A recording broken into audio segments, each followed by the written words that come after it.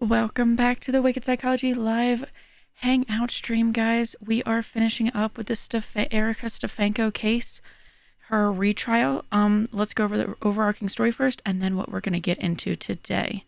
So Erica Stefanko was convicted in 2020 of aggravated murder for her alleged role in the 2012 death of Ashley Biggs. Ashley disappeared while delivering pizza to what was allegedly a fake address called in by Erica herself. This is Erica's retrial due to an issue with her ex Chad Cobb's remote testimony back in 2020, so he did testify in court this trial. So today we are going to be looking at the closing arguments first, then the verdict, then we're going to hear two impact statements, and then the sentencing. The impact statements are going to be of Ashley's mother, who we've actually seen the camera pan to a few times, as she is that older lady we've seen sitting in the courtroom. And then we're also going to hear from Grace as well, and then the sentencing. During the first trial, she was sentenced to life in prison with the possibility of parole after 30 years. So we'll see what she gets in this trial.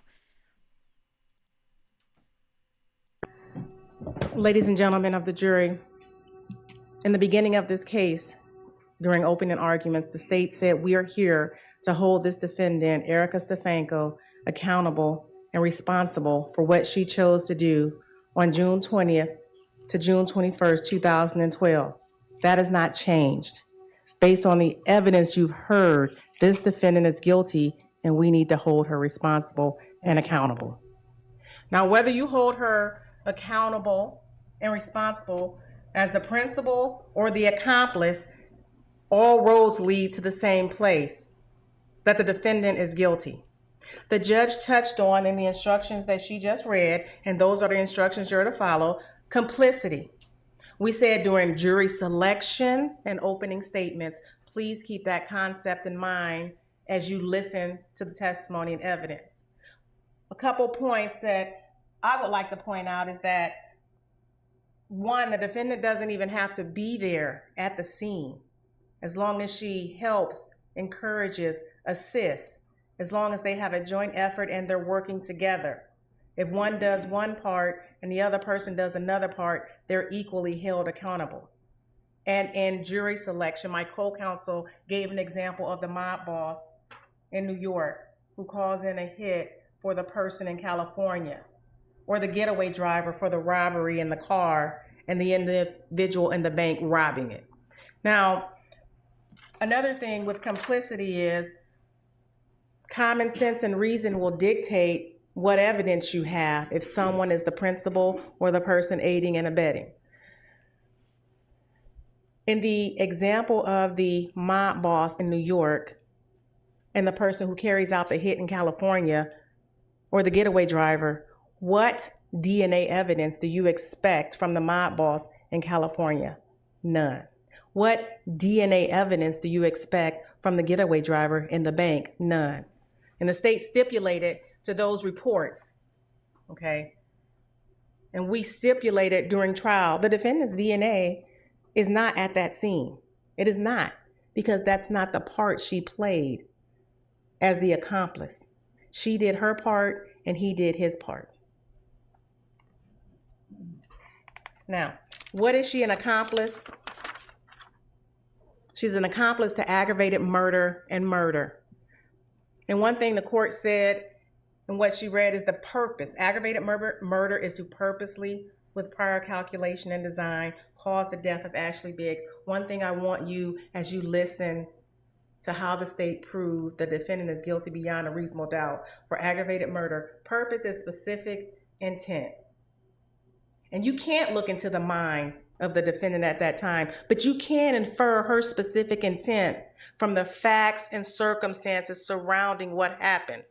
The facts and circumstances such as how she ordered the call to lure Ashley Biggs to the scene, the fake name, the burner phone, where she called to lure her to a closed business, go to the back door, things of that nature. And facts and circumstances such as how Ashley Biggs was murdered, a zip tie, strangulation, but not the strangulation that most individuals are accustomed to, where it's the oxygen flow. Remember, Dr. Kohler testified, That zip tie was placed so tight, it wasn't the oxygen flow, it was the muscles on the side of her neck, in her neck, that got squeezed so hard, it was the blood flow to and from her brain that caused the strangulation. So again, purpose is specific intent, and you can infer that specific intent since you can't look into the mind of the defendant from the facts and circumstances surrounding the crime. Prior calculation and design is they had a plan. They had a plan. That plan could have been thought up at the scene or ahead of time. And we're going to get into the defendant's statement and the recorded conversation. They had a plan, and it was thought of ahead of time. Murder, only thing missing is the prior calculation and design. It's the same thing. At a minimum, we all know they had a purpose based on the facts and circumstances of that case, of this case, to kill and murder Ashley Biggs once they got to that scene. Once they got there and Ashley showed up, from the facts and circumstances, you can infer at a minimum they had the specific intention to kill Ashley Biggs. Now, Chad murdered Ashley. The defense stated multiple times, tried to preface their questions with it. Chad killed Ashley. Chad murdered. He absolutely did. Detective Hitching sat in that witness stand and testified the date it happened. He believed Chad did the actual physical murder of Ashley Biggs, and he believed the same thing sitting in that witness stand as he testified, that Chad murdered Ashley. The state believes the same. That's why when Chad testified, he stated every time he does an appeal, it's met by opposition by the state. We absolutely believe Chad murdered Ashley. We absolutely believed he put that zip tie around her neck, tased her, beat her, put her in that car. But you know what? He didn't do it alone. That is why we're here. The defendant played her part as well. She played her part.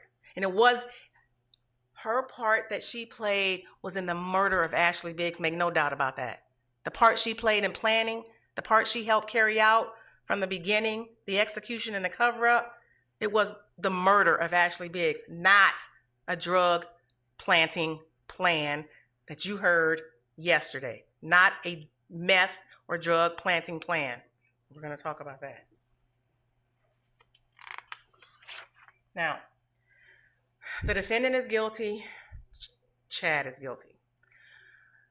The evidence and testimony show, and we've proved beyond a reasonable doubt, and that just means you're firmly convinced of the truth of the charges. In the ways we've proved it, and I'm leaving out her testimony because we're going to talk about that in detail.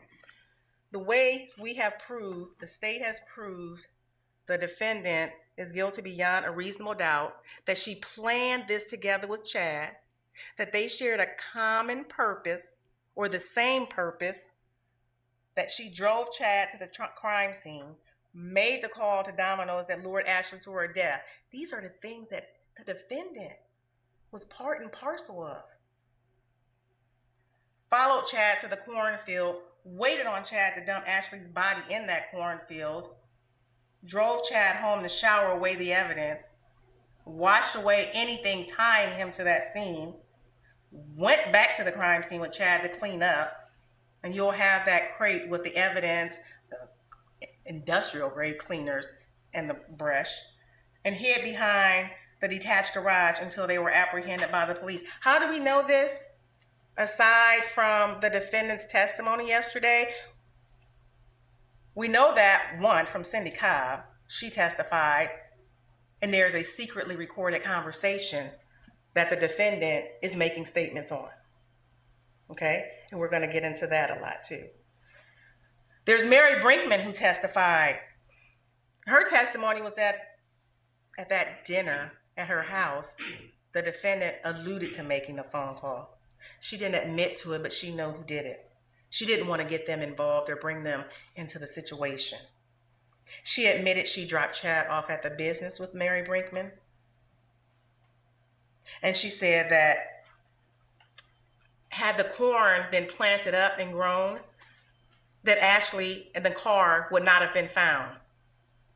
She admitted that she hid out behind that detached garage and that she had defecated on Ashley's grave. Grace got on the stand and admitted that she heard the defendant make that conversation, make that call to the pizza place and use a fake name. Chad got on the stand and he laid it all out. Chad got on the stand and he laid it all out. And that jury instruction, view what he says with grave suspicion. Absolutely, that's what Detective Hitchings said he did. That's why he didn't rush to judgment when he spoke to Chad or when Chad sent that letter. That's why he continued to do his due diligence and investigate the case. Chad said in that conversation, which was corroborated by the defendant in her testimony, they were together. They scoped out Ashley's car at work at Domino's. They were at the scene. They went to the cornfield. They went back to clean the scene, and they were hiding behind the building. Now, during the testimony, the defendant or defense attorney tried to make out each one, Mary Brinkman, Cindy, Grace. They're all biased. This is the Cobb team trying to get the defendant out, the Cobb legal team. Somehow they're all biased, so what they say, you can't really put any weight to it. Remember the questions on cross-examination that were asked in the direction of defense attorney Witt? Yet his client confirmed every single thing that each witness on that stand said. Now, let's talk about Chad's testimony. Chad, throughout his testimony, he just wanted to go to Disney World. It's like two children, if you have children, coming up and they did something and they're coming up to their parent, and they're telling on each other. No, he did it. No, she did it. No, sister did it. No, brother did it. And you know what they do? The same thing Chad did on the stand. They tell, but they minimize their part. And that's exactly what Chad did. He minimized his part. He told on Erica and what she did. He minimized his part. When the defendant testified, what did she do? She sat up straight in that chair, minimized her part, denied her part, but blamed it on Chad. It's just, he said, just going back and forth. But the point is, they were together. They did it together. And it's your job, and your job only, to believe some, all, or none of what they said. It was only 3 people at that scene that night. The defendant, Chad, and Ashley Biggs. You've heard from Chad and you've heard from the defendant. Ashley can't speak for herself. The evidence have to speak for Ashley. Let the evidence speak for Ashley.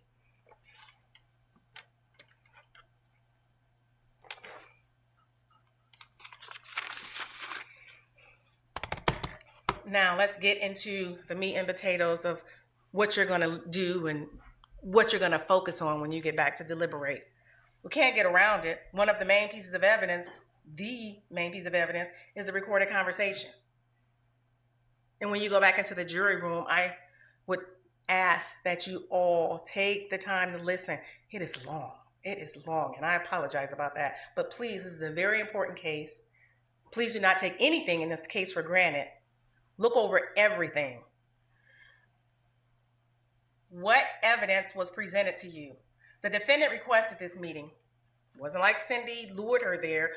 Wasn't like Cindy, hey, come to this meeting so I can set this up. The defendant requested that meeting. Both parties testified to that. Listen, don't just hear it. Listen to the conversation, the conversational tone. Listen to what was said and how it was said. There's no interrogation going on there. There's no arguing. It's matter of fact.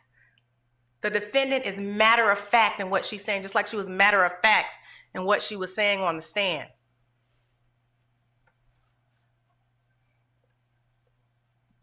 She wasn't intoxicated.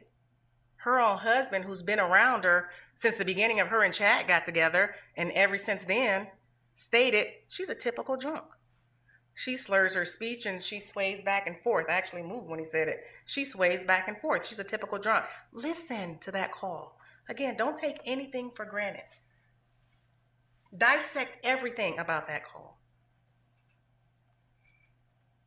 That call took place in what the defendant believed was a safe place with a safe person.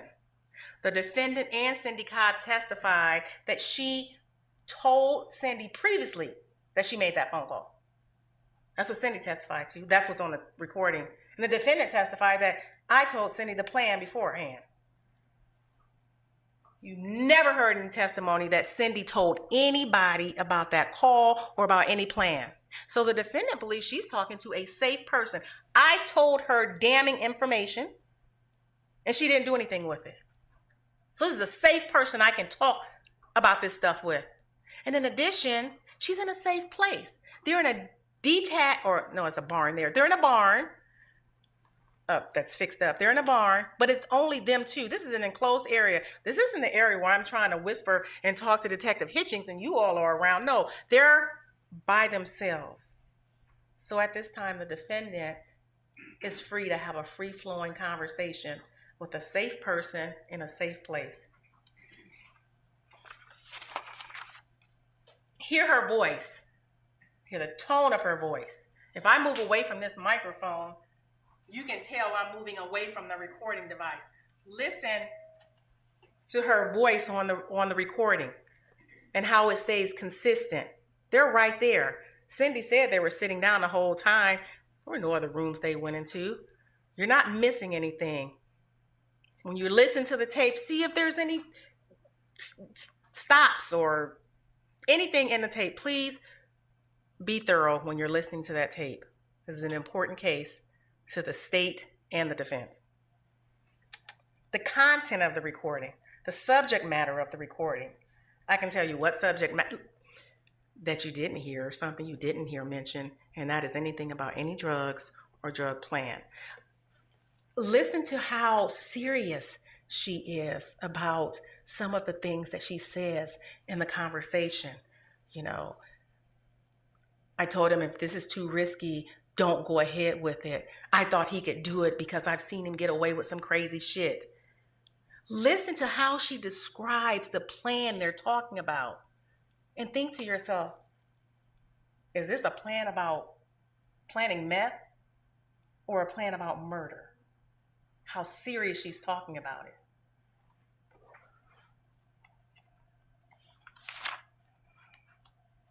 Let's talk about the defendant's testimony. There were admissions on the stand, and she's noble, and yes, I didn't feel that way back then, but now I do. You know, now I'm a changed person, and now I'm different. Well, first of all, you're not to take sympathy into consideration, and not sympathy for the defendant or sympathy for Ashley Biggs. And everything that she's noble and throwing herself on a sword, so to speak, and all the charges or the felonies that the defense attorney asked her about, that yes, I committed those. Yes, I was a bad person in doing that. Those are all things that the defendant knows that she cannot be held accountable for, cannot be held responsible for today.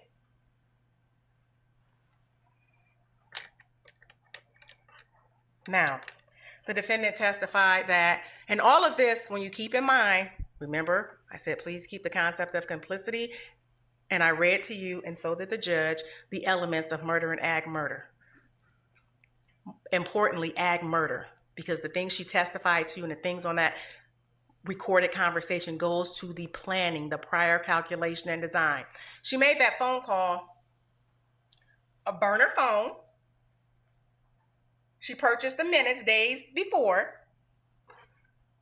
And if you look at the exhibit, the phone records in there that are stipulated to, that phone was not used before, and that phone was not used after. That phone was used to make a call. Look at the records. You'll see calls coming in. You heard Matt Travis state that he called that number back multiple times. Officers, Detective Hitchings stated, they called that number. That phone had one purpose, and that was to lure Ashley to that place so that murder can take place. She followed Chad to the cornfield. And again, if it wasn't for her part, none of this could have happened. Her part was integral in getting Ashley to that building. Now, she admitted to in her testimony, there's multiple plans. There were multiple plans. She admitted to every plan under the sun. But again, this is an individual with an undergraduate degree in psychology and a master's in business. She's a very calculating woman. Every plan, but the one plan that she's sitting in court for today. There was a first drug planting plan with the marijuana, and these are plans now. And then there was a payoff plan that the first time Chad saw Ashley in court, that was the point of them going to get something to eat to try to pay her off. And then there's a second drug planting plan. But none of these plans will hold her accountable for what she's here today. And that's why she's able to sit up in that chair. Yes, I did that. Yes, I'm going to admit to that. She knows exactly what she's doing. She was able to sit here through this whole trial and hear all the testimony and evidence that you heard as well.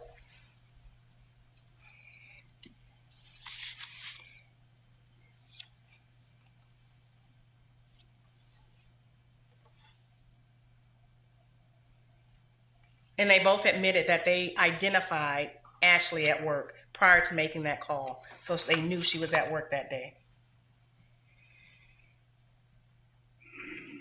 The defendant testified that it wasn't reasonable to kill Ashley.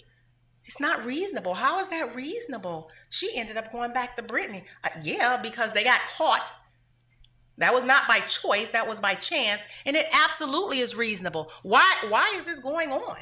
It's a custody battle. It absolutely is reasonable. And they know it's reasonable. When Ashley left the first time was not in the picture, who was Grace with? Chad and the defendant. So if Ashley is not around again, the biological mother, who do you think Grace will go back to? I mean, common sense and reason, Chad, the biological father. That will be the first place she'll go back to, especially since he just had her less than 6 to 8 months ago. That absolutely is a reasonable plan. What made it not reasonable is they got caught. Again, as the defendant told Mary Brinkman, and Mary Brinkman testified to, had the corn that had been planted was high enough, that car may not have been found for weeks or months.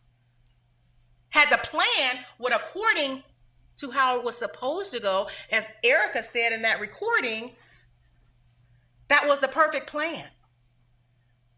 Felicia, I'm sorry to interrupt, ma'am. I'm going to need you to stop nodding your head, or else I'll have to have you leave the courtroom, okay? Oh, I'm sorry, I didn't. No, that's okay. Is that okay. understood, ma'am? Thank you. Sorry, Felicia, didn't mean to interrupt. Okay. You're fine. That would have been the perfect plan.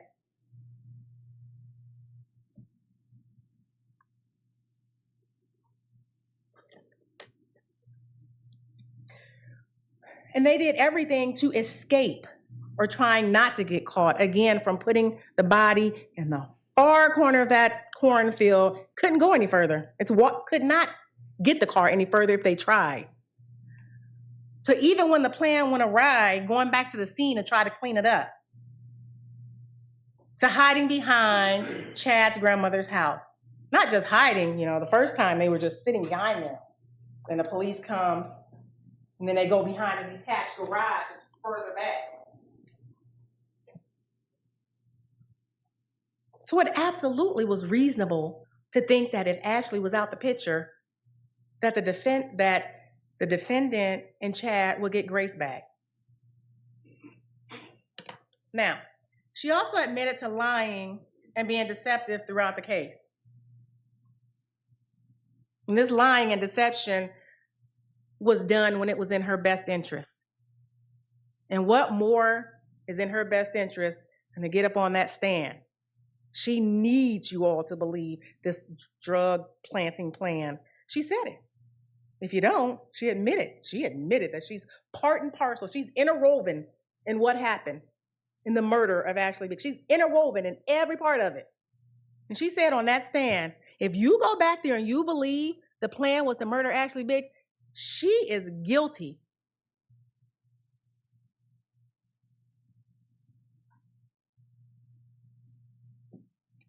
She lied and was deceptive when she got on the stand, testifying about, and LaPrenzie played some of the portions about what she said to Cindy Cobb. Now it's her voice, and she's saying, well, I think this or I that. Not anymore. Well, I was just saying what I thought Cindy wanted to hear. I was just saying stuff to placate her. And again, is that reasonable? Why would she say stuff to placate a safe person in a safe place? And they're just having regular conversation. They're just shooting shit, talking amongst themselves. Why is she placating anybody? If she's placating Cindy, then what is she doing now? What is she doing now that she needs you to believe her? You want to think she's placating Cindy when they're having a casual conversation in a barn with the two of them and she has nothing at stake? But you don't want to believe that she's placating, being deceptive on a stand when she has everything at stake? Think about that. What's reasonable?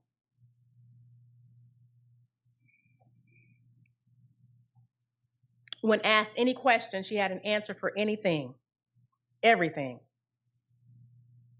She tried to explain away everything, even when asked about the plan. Yeah, Cindy knew about it.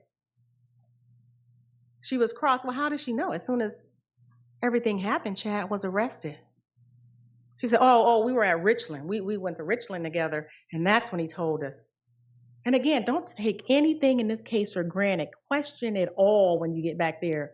Now, is it reasonable that Chad told them that when they went to Richland, when the defense attorney got out painstakingly in a 3-hour cross of Chad and a very long cross of Cindy, that as soon as Chad got to Richland, he started filing motions and wanting appeals that he was not guilty.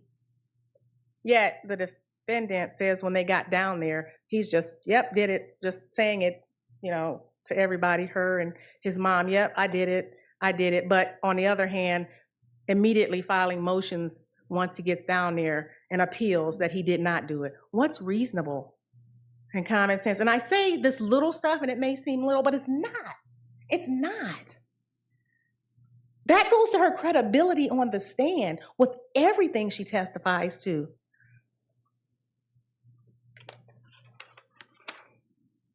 Now let's get to this plan. You're good at your job. He's good at ferreting out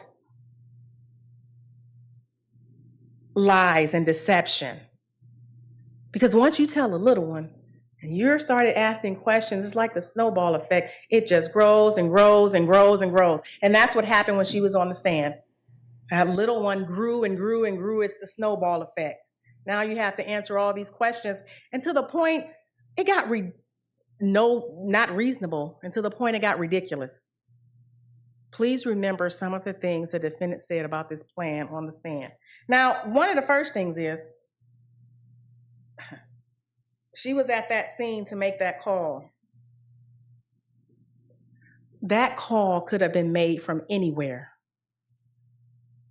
That call could have been made from anywhere. That 30-second call or a minute call could have been made from anywhere. What sense does it make to bring your 4 children out? And as they kept pointing out, one is nursing. What sense does it make to bring them out in the middle of the night that you could have made that call from your bed? You could have made the call while you were nursing from your home. You want to know why she came out? Because Chad cannot drive 2 cars at one time. That's why. Chad cannot drive 2 cars. The plan was to lure Ashley there and murder her. Put her in the back of her car, drive to that cornfield. If the plan was to plant drug, Chad could have done that on his own. Meth can fit in your pocket. He could have drove the car. He could have parked where she said they parked and walked over to the scene. Why was she needed? She was needed because that wasn't the plan. She was needed because, again, Chad cannot drive two cars.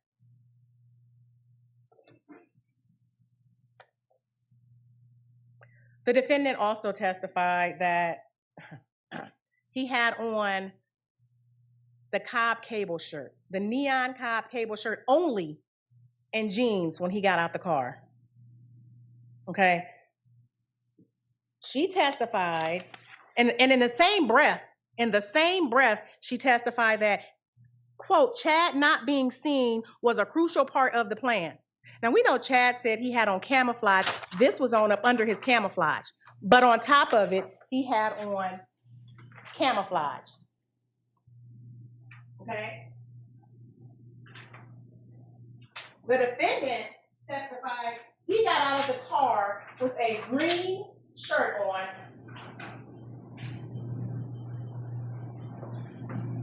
a green work shirt on. Look at this shirt.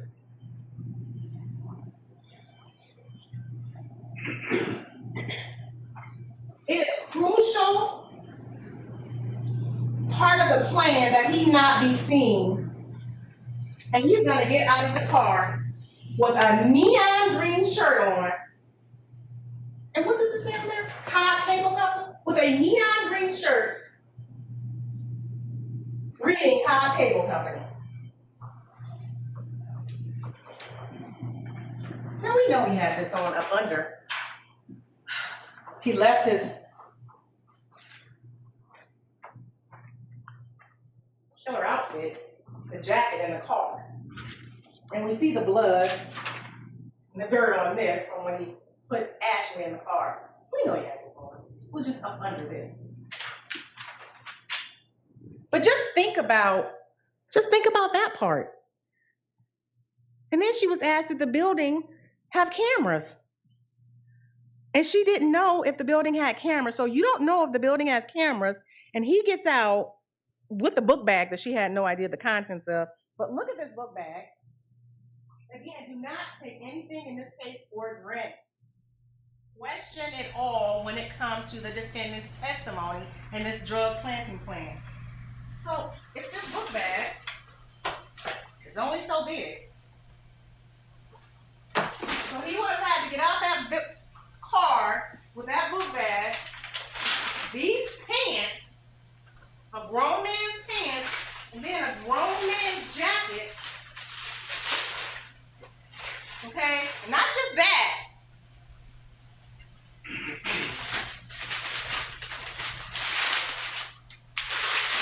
These zip ties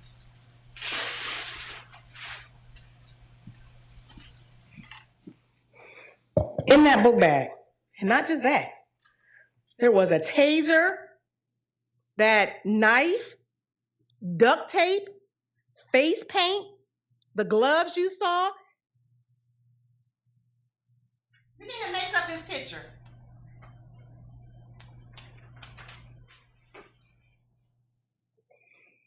And look at the size of that book bag. If it fits, it's squished. Is that a plan to get out of a car with all of that squished in a place you don't know they have cameras, that you don't want to be seen, yet you're changing your whole wardrobe at that location, your entire wardrobe? Remember, she said he got out with the shirt and a pair of blue jeans. He had to put on camo pants. He had to put on his face paint. He had to put on his hat. Remember, Chad said he had a taser on his belt. Does that sound reasonable? You don't want to be noticed, but you're going to change when you get to that parking lot? And if that's the case, even if you go with their plan, he's getting out the car with a backpack stuffed to capacity. This is a drug planting plan. Remember, it's meth in your hand.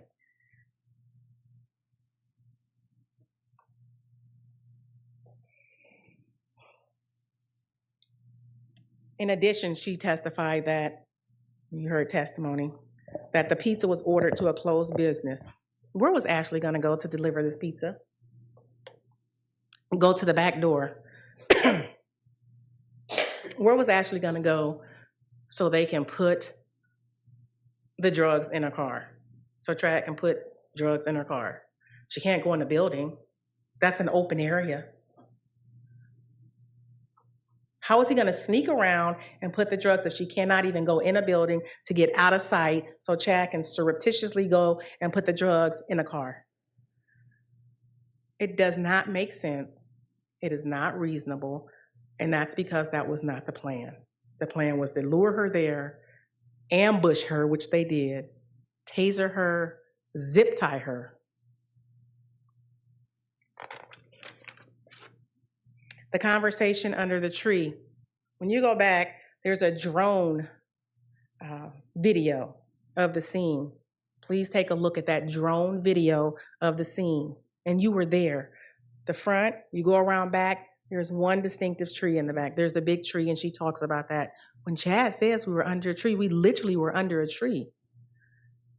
That is behind that building where Ashley Biggs was murdered. Please look at that drone video.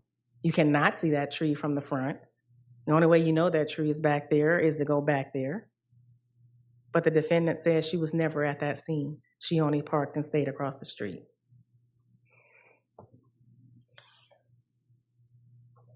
And I want you to take into consideration for the murder plan versus this being a meth planting plan or a drug plan. And before I go into the circumstances to take into consideration,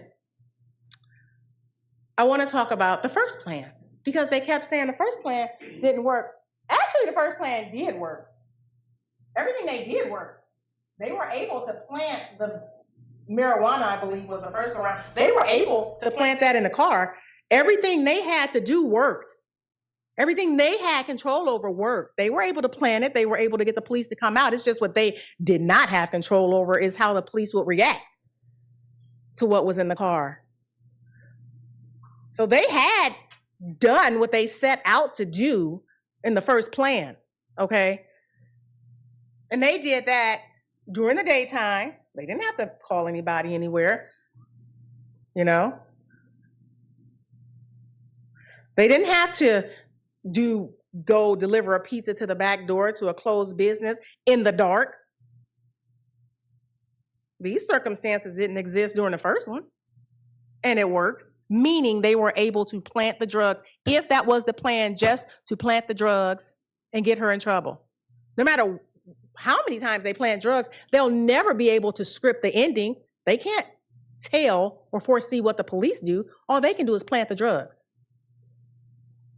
And I say that because in that recorded conversation, again, listen to her words. If we can do this. This may be too risky. What do you mean? You did it the first time. Think about it, please. And again, question everything. Do not take anything that happened in this case for granted. Now, I'm going to leave you with the defendant's own words.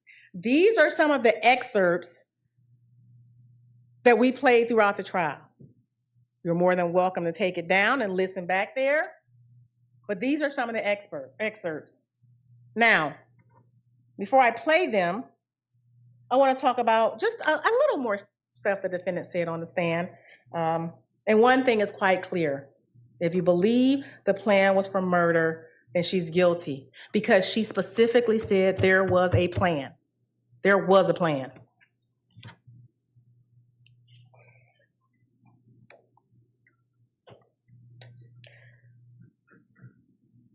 As opposed to the meth planting. The other thing, when you get back there, look at exhibit number 127. Just look. To plant meth, do you need gloves with knuckles?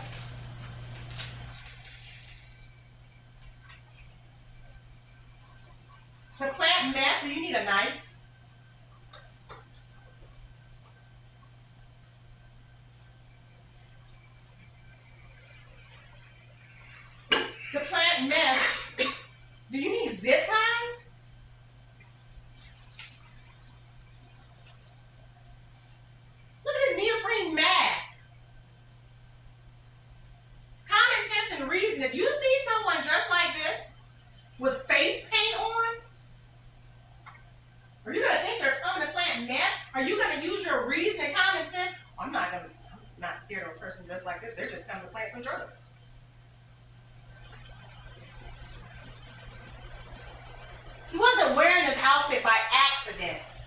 He was wearing this outfit because of the plan, because they knew what they had to do that night and what they were going to do that night.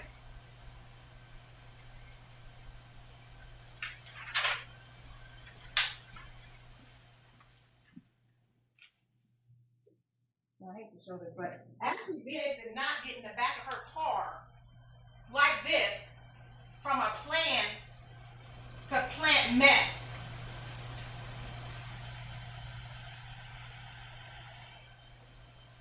This was a plan to murder Ashley. This is not a meth plan going wrong. This is a murder carried out.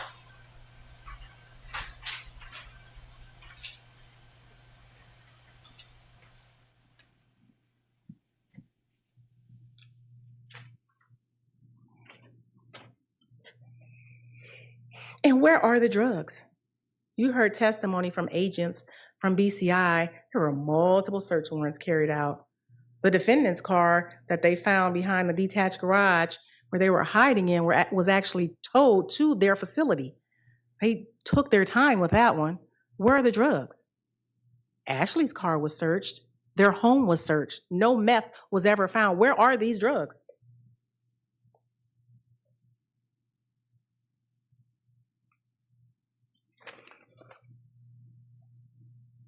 One of the things that you'll hear the defendant is saying is that every time she hears sirens, she looks over her shoulders.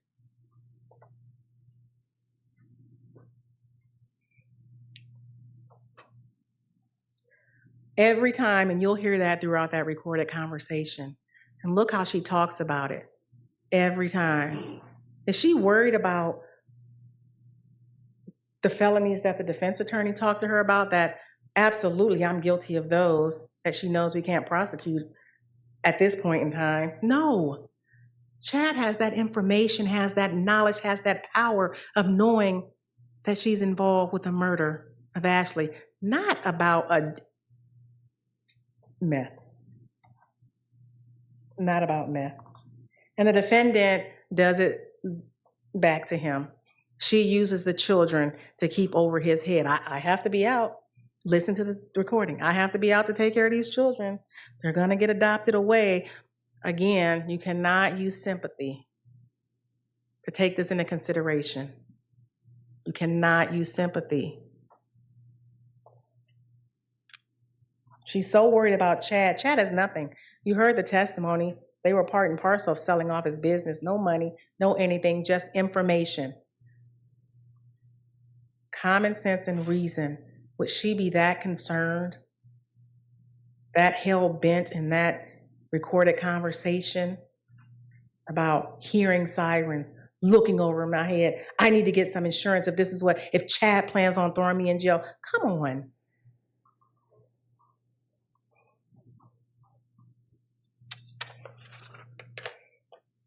And one of the last things before I leave you with Erica's words are, in opening statements, just like the judge stated, the purpose of closing arguments, to show you how we've proved this case beyond a reasonable doubt. In opening statements, if you remember, the judge stated, again, it's not evidence, but it's a roadmap to show you what we think the evidence will show, what we think testimony and evidence will prove during this case. Not one time, and Erica was questioned, not one time did we hear anything about a drug planting plan.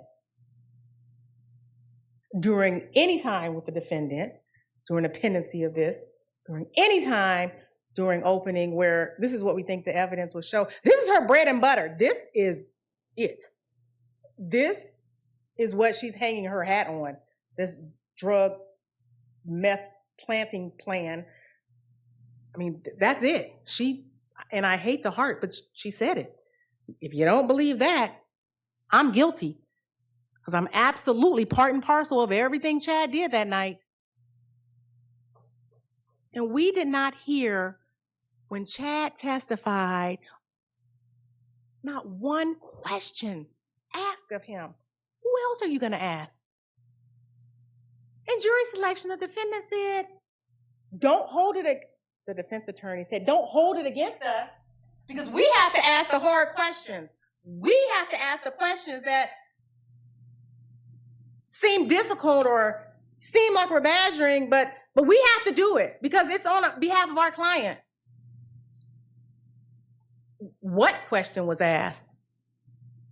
Hard, easy. There were no questions asked. Is that because she sat there and heard the testimony and evidence and conformed her statements to that after the fact? What about Cindy? She said she told Cindy the plan. Not one question. Chad was cross-examined for over 2 hours. As was Cindy. Again, don't take anything in this case for granted.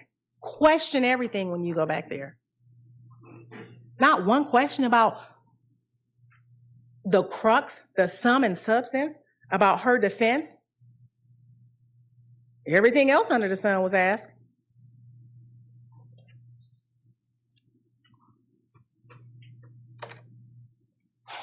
Ladies and gentlemen,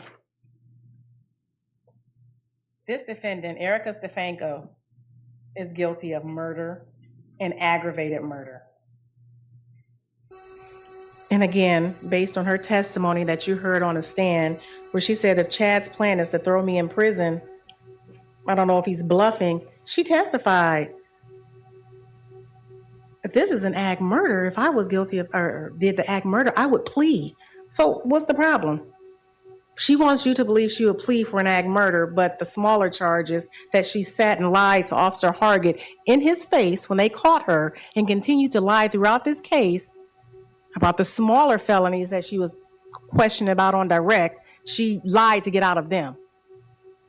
She was deceptive to get out of them, but she wants you to believe, oh, for aggravated murder, oh, I would have pled to that. So what's the problem? What is the problem?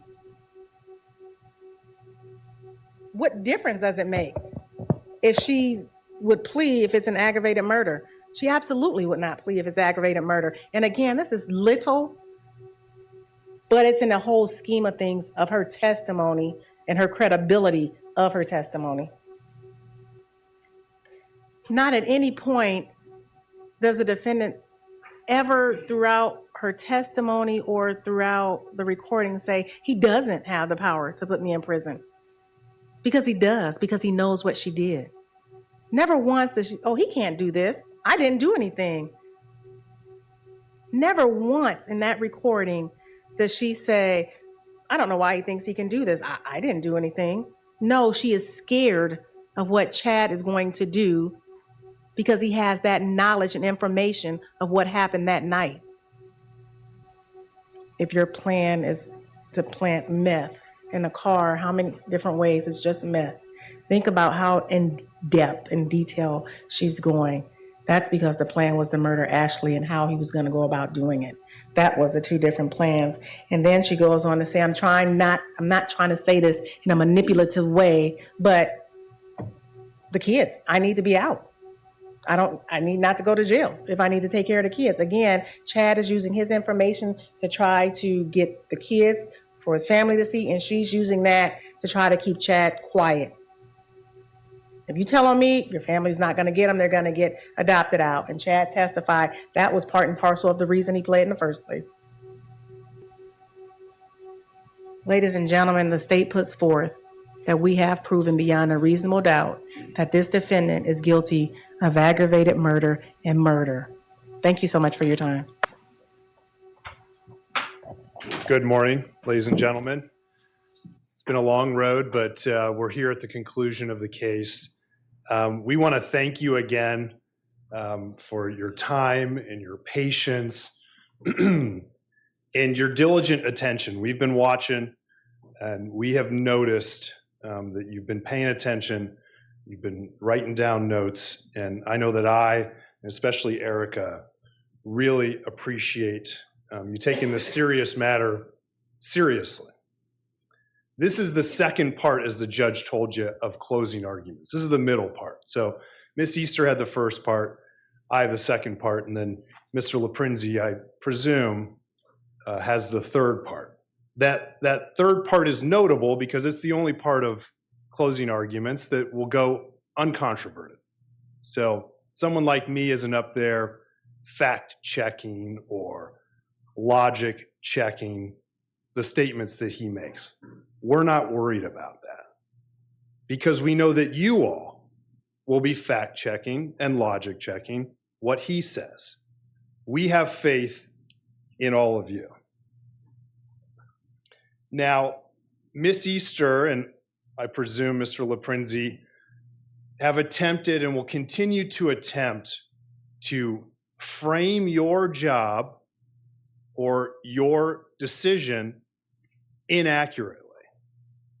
They're going to try to frame your job and the decisions that you need to make on this case as, we, the defense, need to prove beyond a reasonable doubt that there was a plan to plant meth.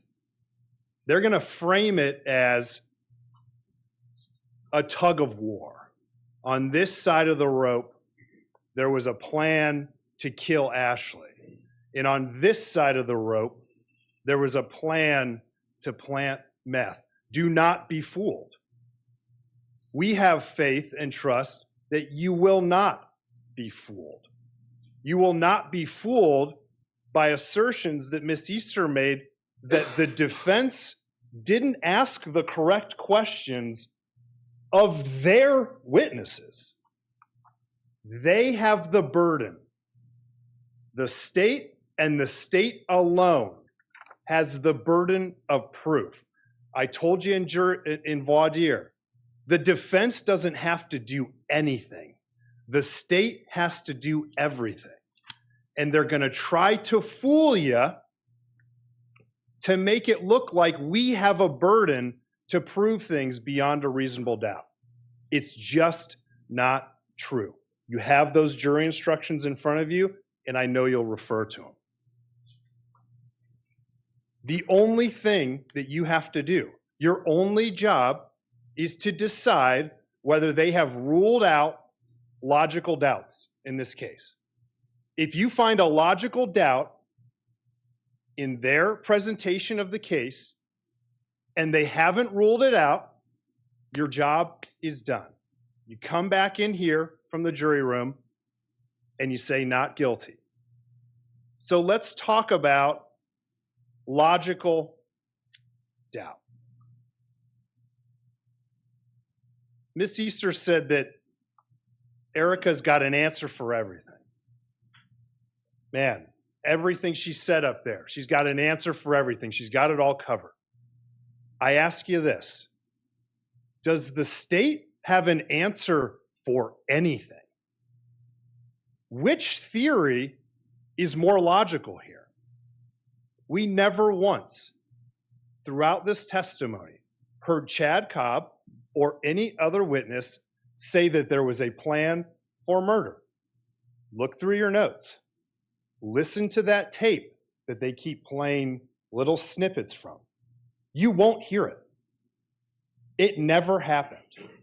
They want you to believe there was a plan for murder, yet it was never said, and certainly never proven beyond a reasonable doubt, which is what they have to do. When you look at this case logically, the verdict has to be not guilty. It just has to be. There's so many logical doubts that they cannot rule out because the logic in this case rests on the side of the defense. The state side is completely illogical. It's much more logical that the plan would be to plant drugs rather than murder. They told you themselves that this stemmed from a custody situation, that this plan was part and parcel with getting Grace back, getting custody of Grace back. How does a murder or a plan for murder do anything but the opposite? Don't take my word for it. Look what actually happened when Chad Cobb and Chad Cobb alone killed Ashley. What happened? Immediately, who's the prime suspect? Chad Cobb. Where was the pizza delivered to? Here's the address. Here's all kinds of evidence. They catch Chad Cobb almost immediately. And what happens then with the custody battle? What happens then with Grace? She goes back to Brittany Dunson. It's completely illogical. The foundation of the state's case is illogical. A plan for murder does not get Grace back. The plan for murder, as they call it, got Grace right back to Brittany Dunson and got Chad Cobb in prison for the rest of his life. It's much more logical that the plan would be to plant drugs rather than murder because they did it before. I'm not telling you that. Erica's not telling you that. There's a police report. In that police report, suspect number 1, Brittany Dunson. Objection. Can we approach? Yes. Sidebar. Thank you, Judge. They are objecting because they are afraid of the evidence in this case. Are you serious? No, I'll move Judge. on. I'll move on. The first we'll strike incident- that. That's unethical. The jury's going to strike that. The first drug planting incident resulted in a police report. The suspect of that alleged crime was Brittany Dunson. She got up on that witness stand and told you she was accused of having marijuana. The reporting party in that case was whom? Erica Stefanko. She made the call to the police to say there were drugs in that car. Another person involved in that case was Ashley Biggs, Brittany Dunson's girlfriend. Erica makes that call and makes that accusation in an attempt to gain an upper hand in the custody situation. In that prior incident that is documented by the police, this is not a story that she's telling, documented in a police report, shows why the drug planting plan is much, much, much more logical than murder, because they had done it before. Erica is the caller. Erica was the caller in the first case, first drug planting case. She's the caller in the second drug planting case. A drug possession charge for something stronger than marijuana solves the Grace problem. It solves the custody problem. Murder does the opposite of solving it. It's much more logical that Chad and Erica would go from marijuana to meth, rather marijuana to murder. That makes no sense. No one would plan that. And it was not planned. It's much more logical that Chad Cobb was never to be seen in that parking lot that night on June 20th and 21st. That's the key to the plan. That's why there's all of the camo. That's why he's got his face covered. That's why he's wearing makeup, head to toe in camo. If he wants to kill Ashley Biggs, why would he care if he is seen? Why would he care if she knows who he is? It's illogical. Their premise for why and how this happened is completely illogical. You only wear camouflage to not be seen. And she showed you again that head to toe. There's not 1 inch of Chad Cobb showing in his outfit. Why would he care if she saw him? He's going to kill her. She can't tell anyone, right? He's only camouflaging himself so that he is not seen, so that he is not linked to the drug planting. Miss Easter took great care to allege that this backpack that has an extension on the top here, and you guys will be able to play around with this, could not fit all of that stuff that Chad had on and with him that night. You're going to have this back in the jury room. You're going to have all of his stuff. You're going to be able to wind up those zip ties how they were stored. Put it all in this bag and see if it fits. When it does, because it fits, you know what that is? Logical doubt. And you know what they have not done? Ruled it out. Use the evidence back there to show that they have not ruled this out. There is no physical evidence of any kind that you're going to see that links Erica to this. If their theory is to be believed, something would have shown up on all of that stuff that Chad had in this bag. If she packed it for him, as Chad Cobb testified to, her DNA would be all over it. But there's not. It's illogical that she would have such a big role in this and help and plan, yet there's no physical evidence whatsoever tying her to the crime. None. The logic in this case rests on the side of the defense. Who got the GPS tracker? Chad. Who put it on their credit card statement? Cindy. Not Erica.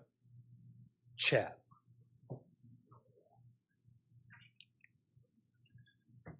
Mr. Laprinzi, in his cross-examination of Erica yesterday, said that the jury would be fools to believe you.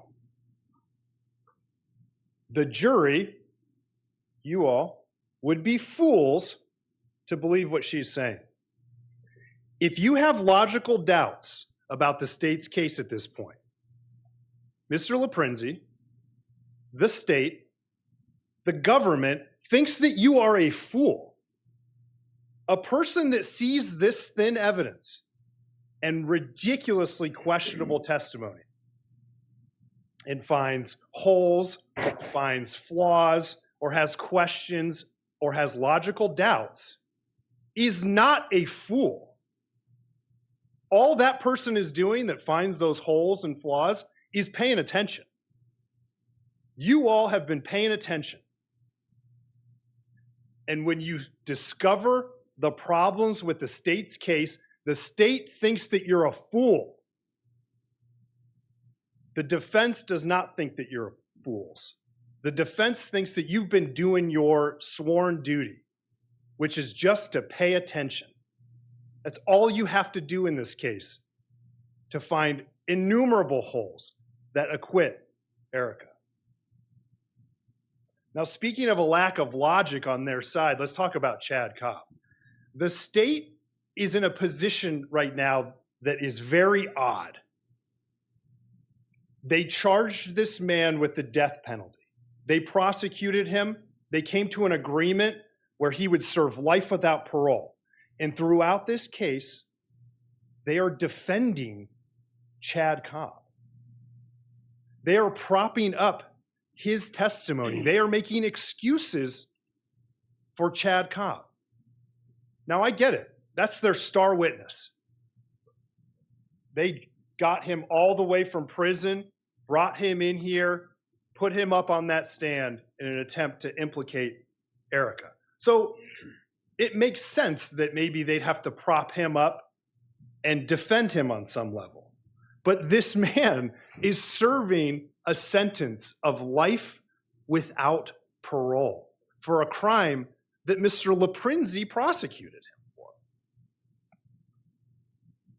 And we're supposed to listen to anything that this man has to say. And they want you to believe that it's credible.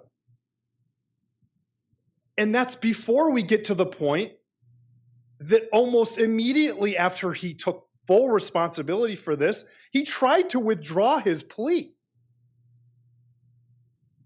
If he had been consistent throughout and said, look, I killed her, I know what I did, I guess maybe they'd have a better argument in their unabashed defense of Chad Cobb.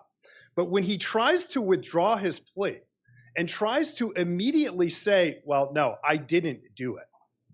No, I didn't kill Ashley, despite a mountain of evidence here that shows otherwise, despite the state themselves disagreeing with him and saying, no, he did it. But yet they still try to defend him.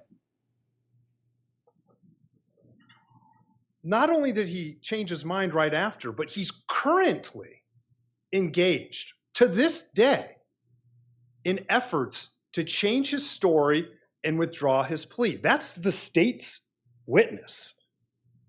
They brought him here from prison to walk into this courtroom shackled and in orange, and they sat him up on that witness stand. And what did he say? He looked all of you in the eyes and said, I didn't do it.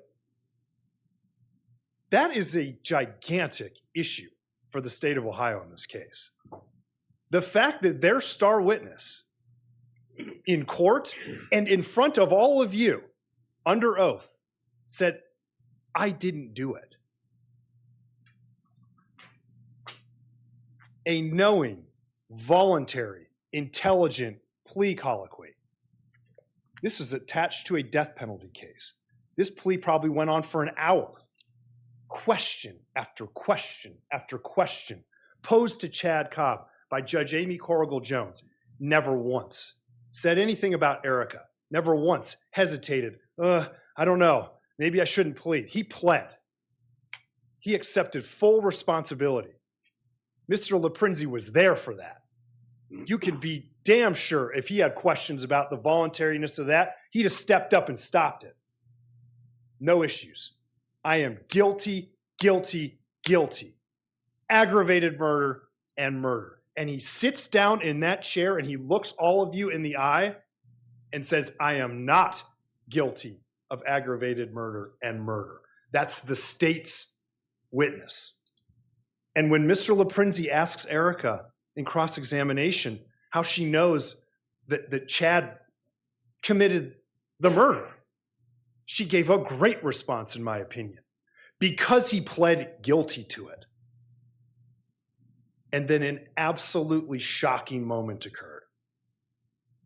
We saw Mr. LaPrinzi do his best Chad Cobb impression. Well, no, he actually just pled guilty to the charges. He didn't say that he actually did it. It was ridiculous when Chad Cobb did it, and it was outrageous when Brian LaPrinzi did it. That is all the logical doubt you need right there. The state's star witness who accepted full responsibility, serving life without parole, comes in here and says, I didn't do it. I think the state has been hypnotized by Chad Cobb to the point where they're parroting his own ridiculous excuses for why he's saying what he's saying now. I half expected after that Mr. LaPrinzi to say something about Disney World. He's hypnotized. You will not be. You don't have an interest in how this thing plays out. You're here to judge the credibility of witnesses and to hold them to their burden, to rule out logical doubt. And we trust you to do that. They make excuses for him as if the charges can be separated from the conduct. The charges that he pled to are the conduct. A person does not plead guilty to aggravated murder unless they committed aggravated murder. Chad Cobb pled guilty. Erica pled not guilty.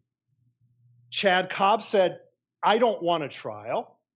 Erica said, give me my trial.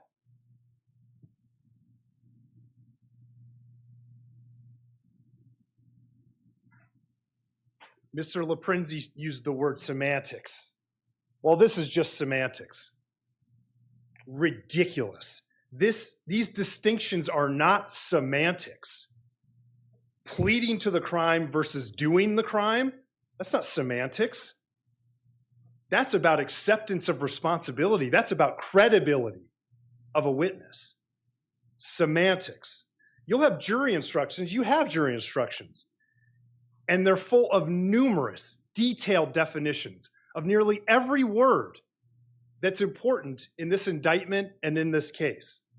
The judge took a lot of time, and her staff took a lot of time putting those jury instructions together, defining all of these critical terms. That shows you that this is not semantics. This is important. They're defining words and legal concepts, but the state, they just want to whitewash all that. They're just words. No, you will not be fooled. I would ask the state, what was Chad Cobb's plan then? Because we haven't heard it yet. We heard Erica tell us what the plan was, but Chad Cobb said there was no plan for murder. How can they proceed on aggravated murder and murder under a complicity theory against Erica if the principal offender didn't have a plan? They're creating a plan against Chad Cobb, and they're trying to extend that to Erica. They can't do that. They cannot do that. Please think back on your testimony, look at your notes, and find where Chad Cobb said that there was a plan to kill Ashley. Find it. You won't. It doesn't exist. He never said it. His plan was to go to Disney World.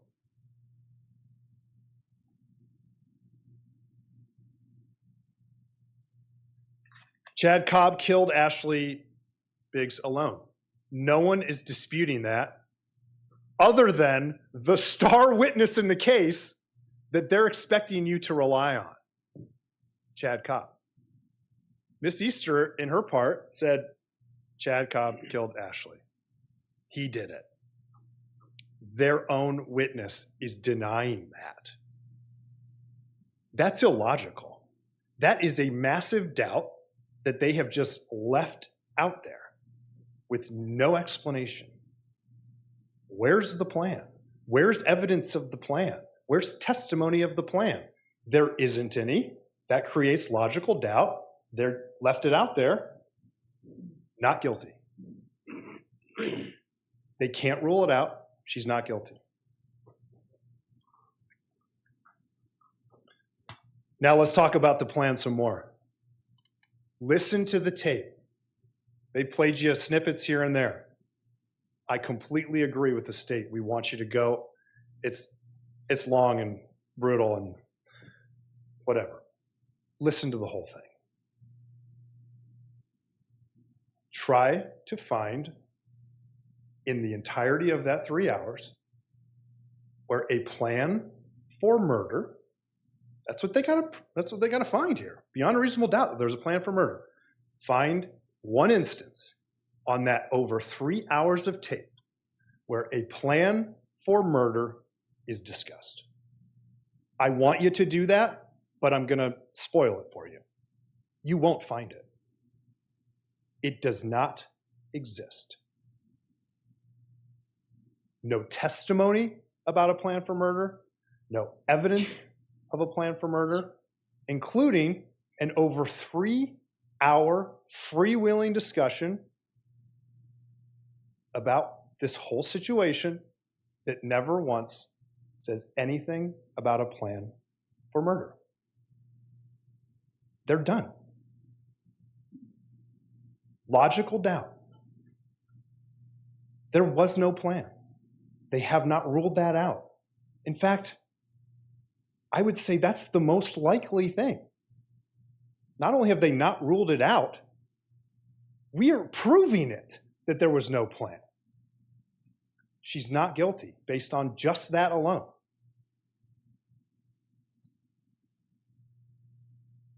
You won't find talk of a plan for murder because it's illogical to have a plan for murder, as I've stated.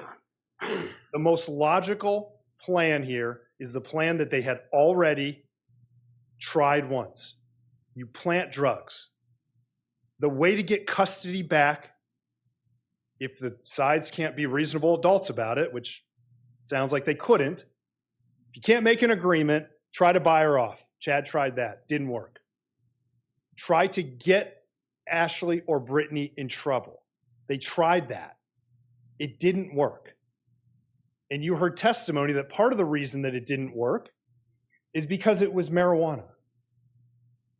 And despite what Cindy Cobb thinks about that drug, the police and everybody else in this state don't think it's that serious. So they needed to go to a more serious drug. A drug that if you're found in possession of could be a felony. That is much more logical than this huge leap to murder, which would get the cops immediately on Chad Cobb. Brittany Dunson shows up at Domino's. Detective Hitchings gets there. Right off the bat, Ashley's still missing. We don't know what happened. Walks in. Immediately out of Brittany Dunson's mouth, it's Chad Cobb. No doubt. And it was Chad Cobb. And he's arrested a short time later. A plan for murder never gets grace back.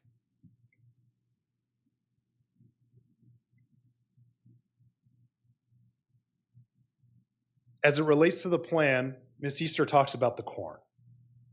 And I had not thought about that until she said that in her closing argument. Well, you know, the corn wasn't high enough, and that had been, if it had been higher and grown in more, probably would have gotten away with it.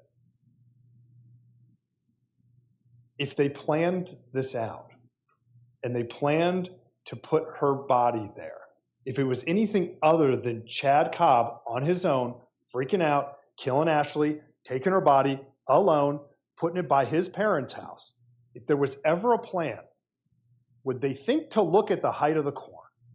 Would they think to look at a place where that woman that lived nearby could just look out her kitchen window and say, there's a car in that field?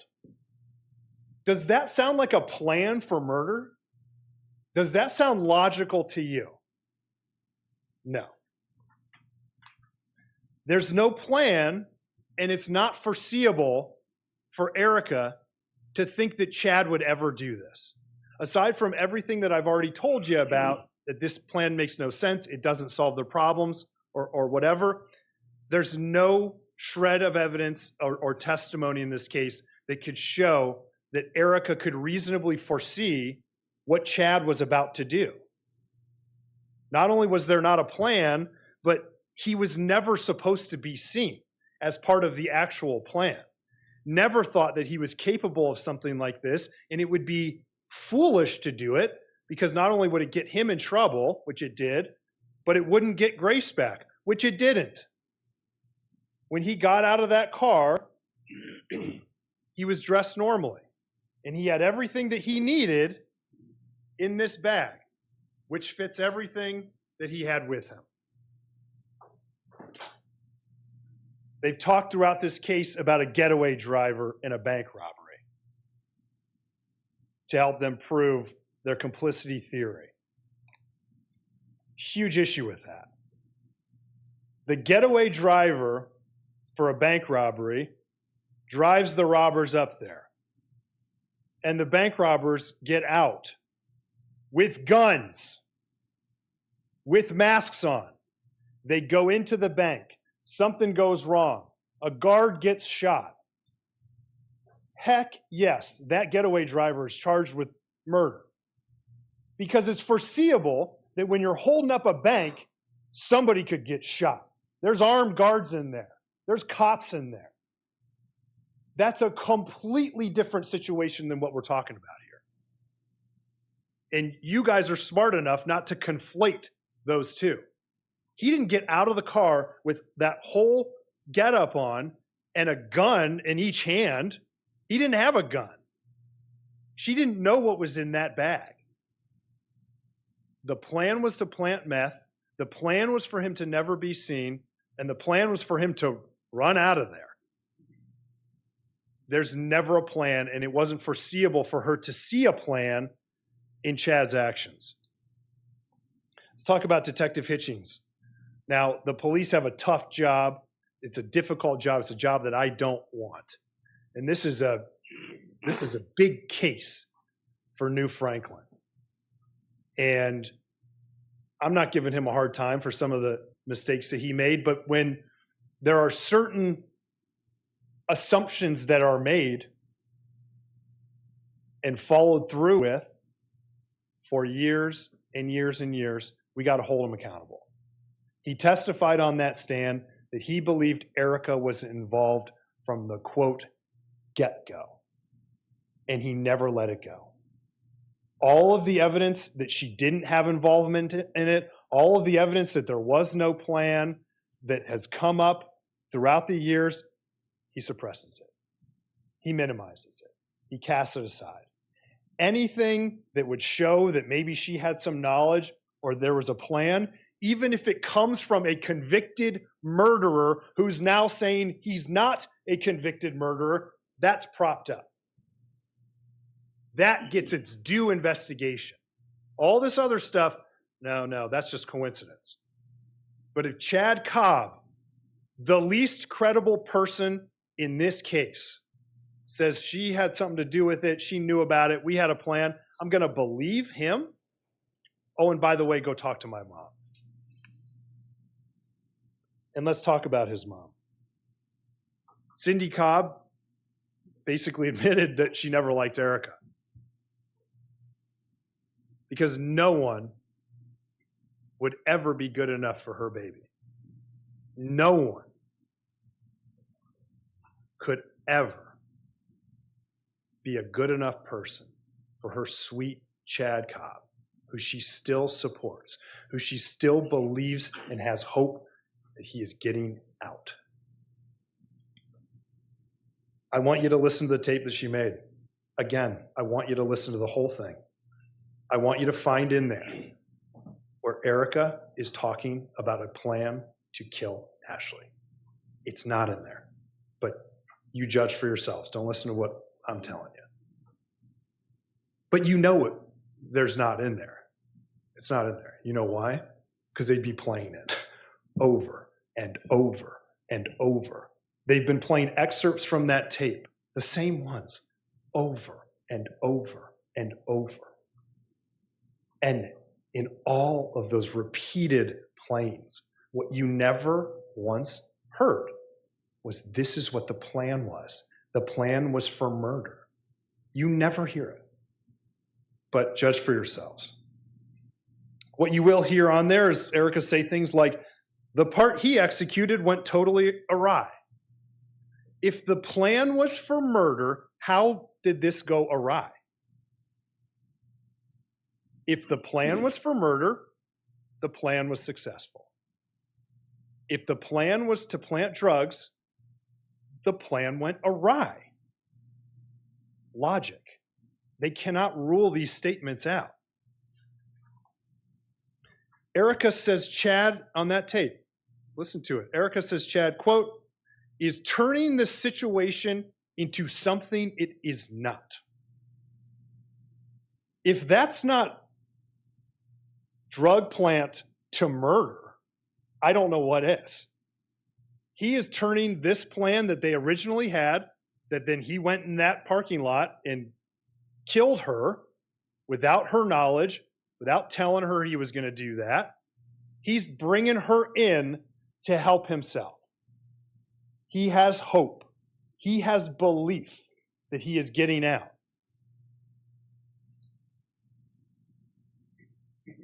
She says on there, quote, "This is what happened and you're going to do as I say."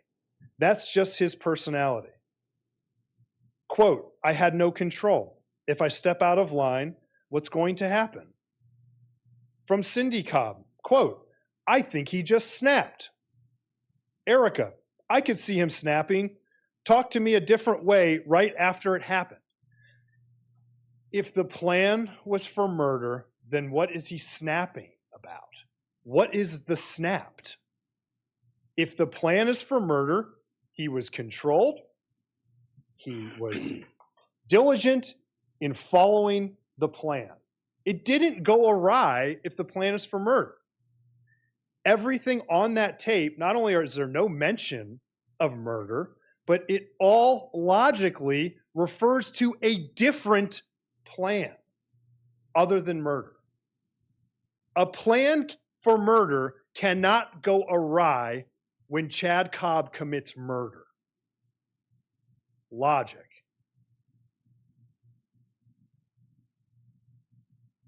Erica says, quote, "If he had got what was supposed to happen that night, happened, then he had a perfect plan, but it didn't go the way it was supposed to at all. And why that is, I don't know." If the plan is for murder, I'm sorry I keep saying this, but they have never addressed this. If the plan is for murder and he murders her, then how has it not gone according to plan? It would have gone exactly the way it was supposed to. She says things like, I'd be in prison if the truth came out. Absolutely. She told you why. She committed crimes here. She's paying a price right now. She's in jail. Always looking over my shoulder. Damn right.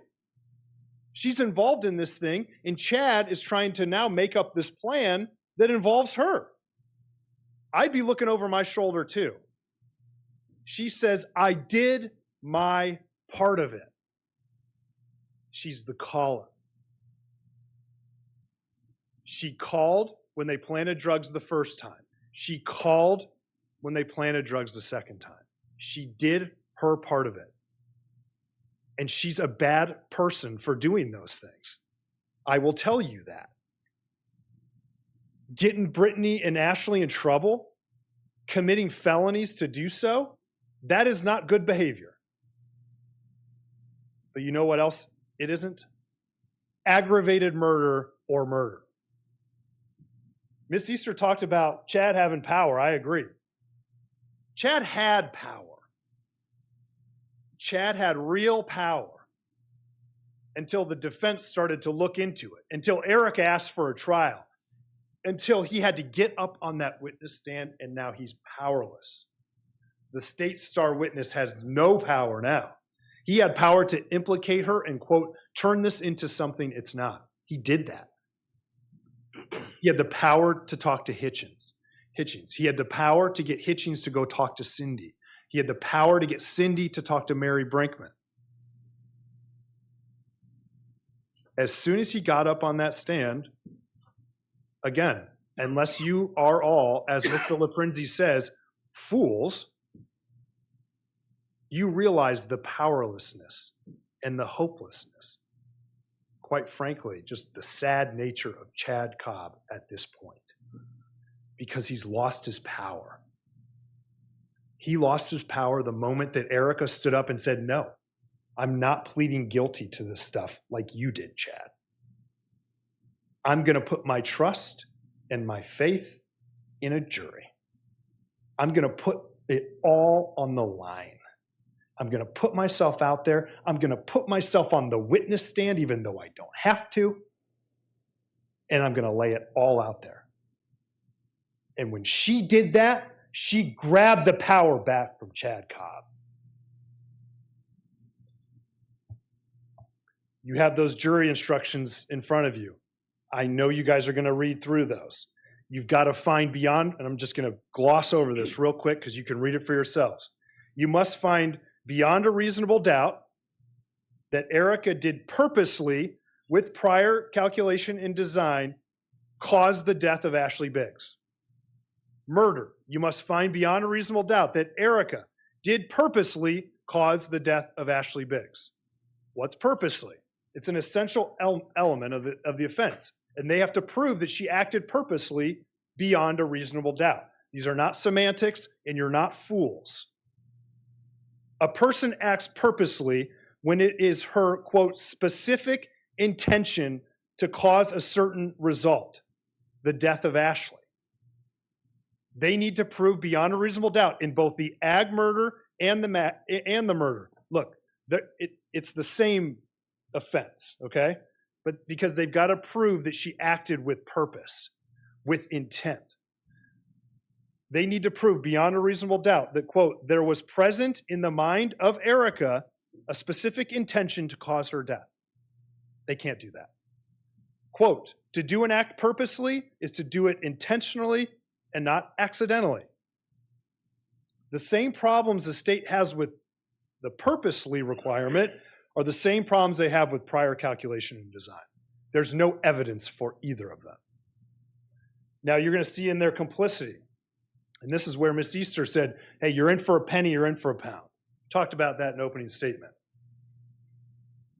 And in this instance, in for a penny, in for a pound is in to plant drugs, in for a murder.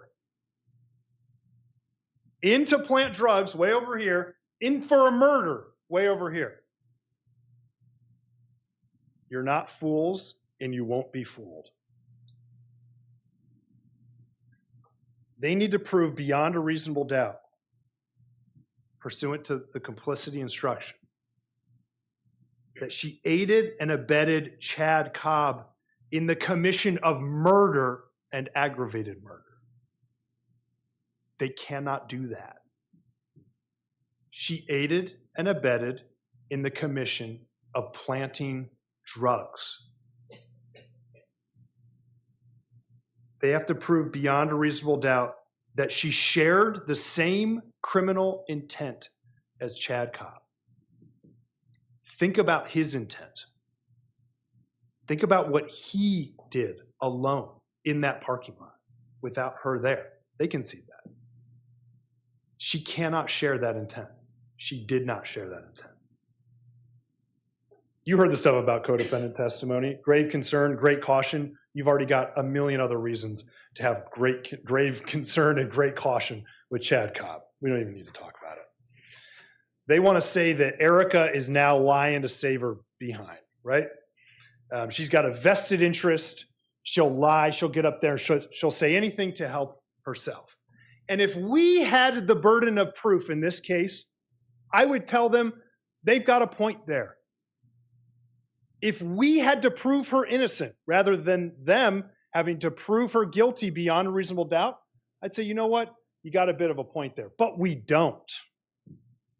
Again, them saying that is trying to fool you and change what your job is to say, well, is Erica lying or is Chad Cobb lying?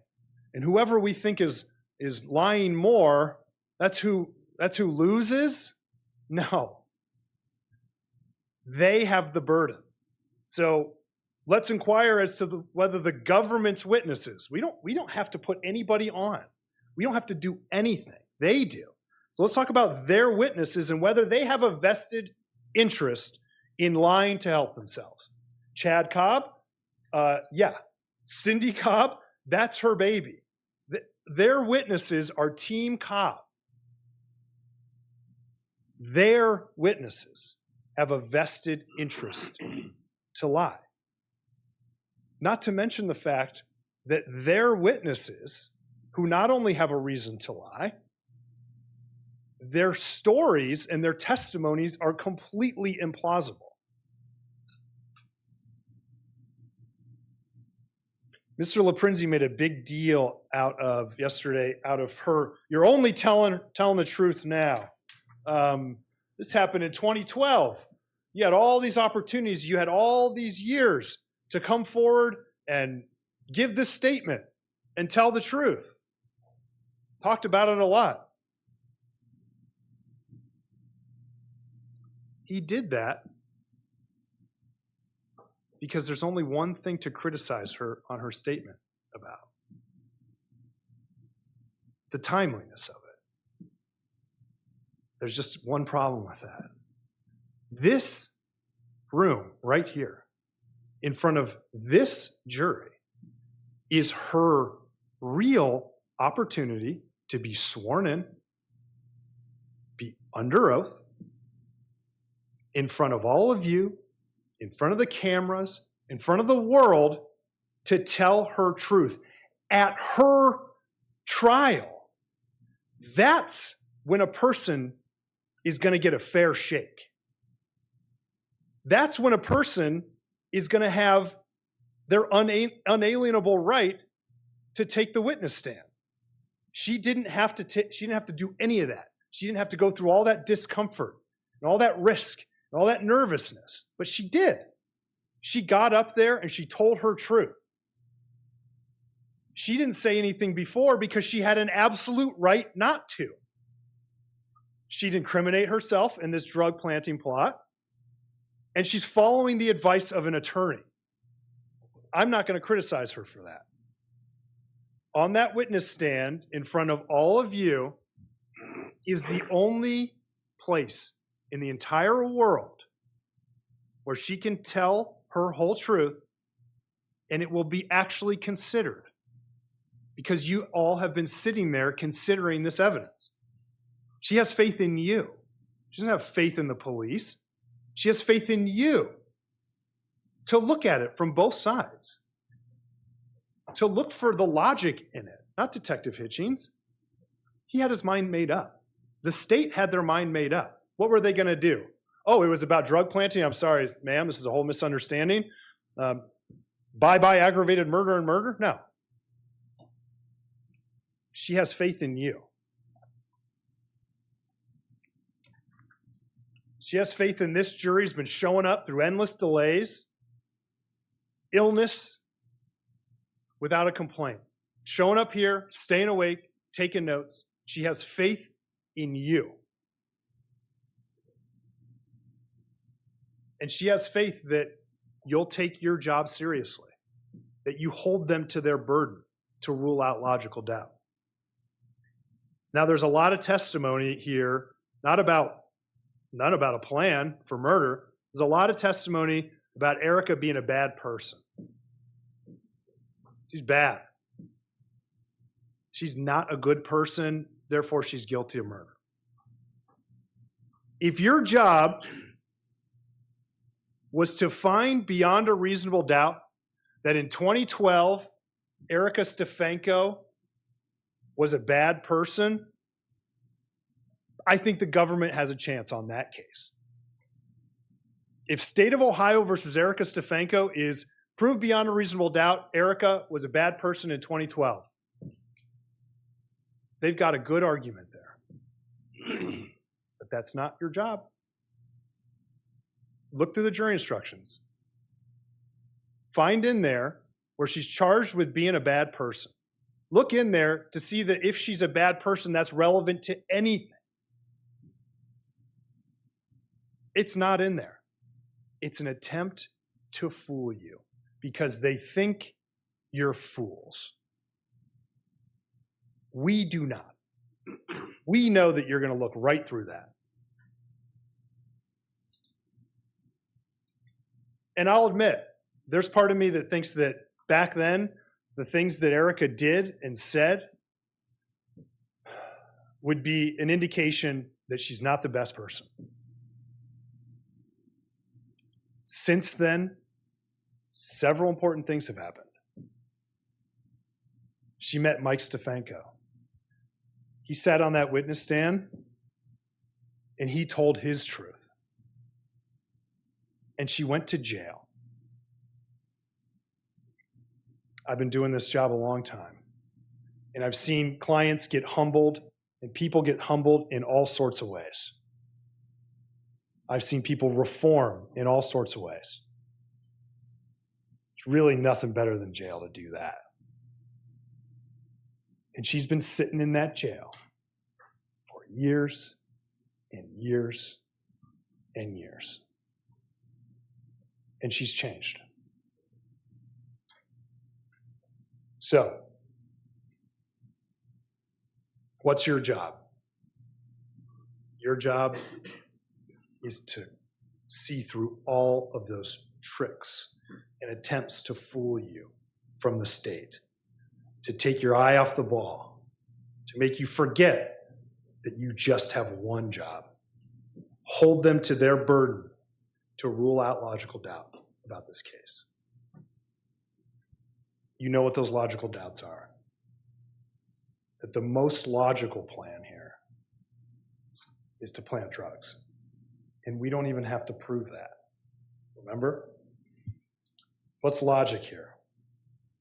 That they would go from marijuana to meth, not marijuana to murder. What's logical here? That Chad Cobb, that maniac that they put up on that witness stand that's now denying it, acted alone with his own state of mind, with his own purpose and his own intent that had nothing to do with Erica. Look for evidence of a plan. When you can't find it, a plan for murder, excuse me. And when you can't find it, logical doubt. They haven't ruled it out. You're done. The jury instructions in this case, if followed, they only lead you in one direction. They only leave you with one option, in my opinion. And that's not guilty. A complete acquittal.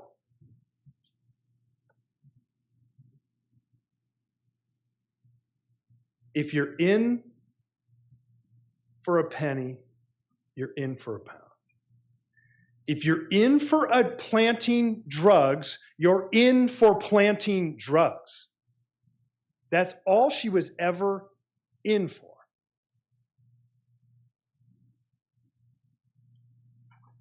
Now, I really, really appreciate your time today and throughout this case. There is no better group of people, and this is not bluster, this is just a fact. You sat here through all of this. There's no better group of people on earth to decide this case. There's no better group of people on earth to do your one simple job. Hold them to their burden to rule out logical doubt. And we have complete faith and trust that when you execute your one job, there's only one conclusion in this case: not guilty of aggravated murder and murder. Thank you very much. Thank you, Attorney Laybourne. I'm sure you are not thrilled about me standing up here right now and now talking to you some more about this case. I imagine right now you're all just ready to go in the back and do your job. I get it. However, because I can't read your mind, I would be remiss if I didn't at least get up here and try and respond to some of the things that Mr. Laybourne has said. He spoke for an hour. I'm not going to respond to all of them. And just like he said, this is going to be up to you to make the logical arguments for both sides. So I'm going to just hit on some topics. This is rebuttal. It's not a planned closing argument. So I'm going to be a little bit scattered about my arguments.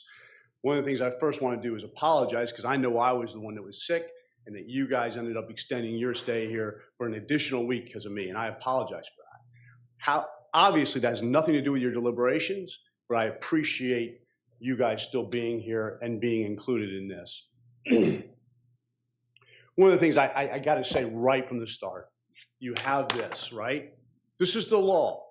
This is the law. Now, here's the one thing I want to talk about. I understand that the defense spent a lot of time disparaging Detective Hitchings, myself, mocking me, mocking him, mocking us, mocking the state. I get it. That's his job. That's what he's going to do. What I'm here to do is focus you on the facts in this case and the logical arguments. And one of the things that is not in here, which he must have said 100 times, rule out logical doubt. Did you hear the judge use those words? No, you did not. You didn't hear the judge say that one time. It is not in here.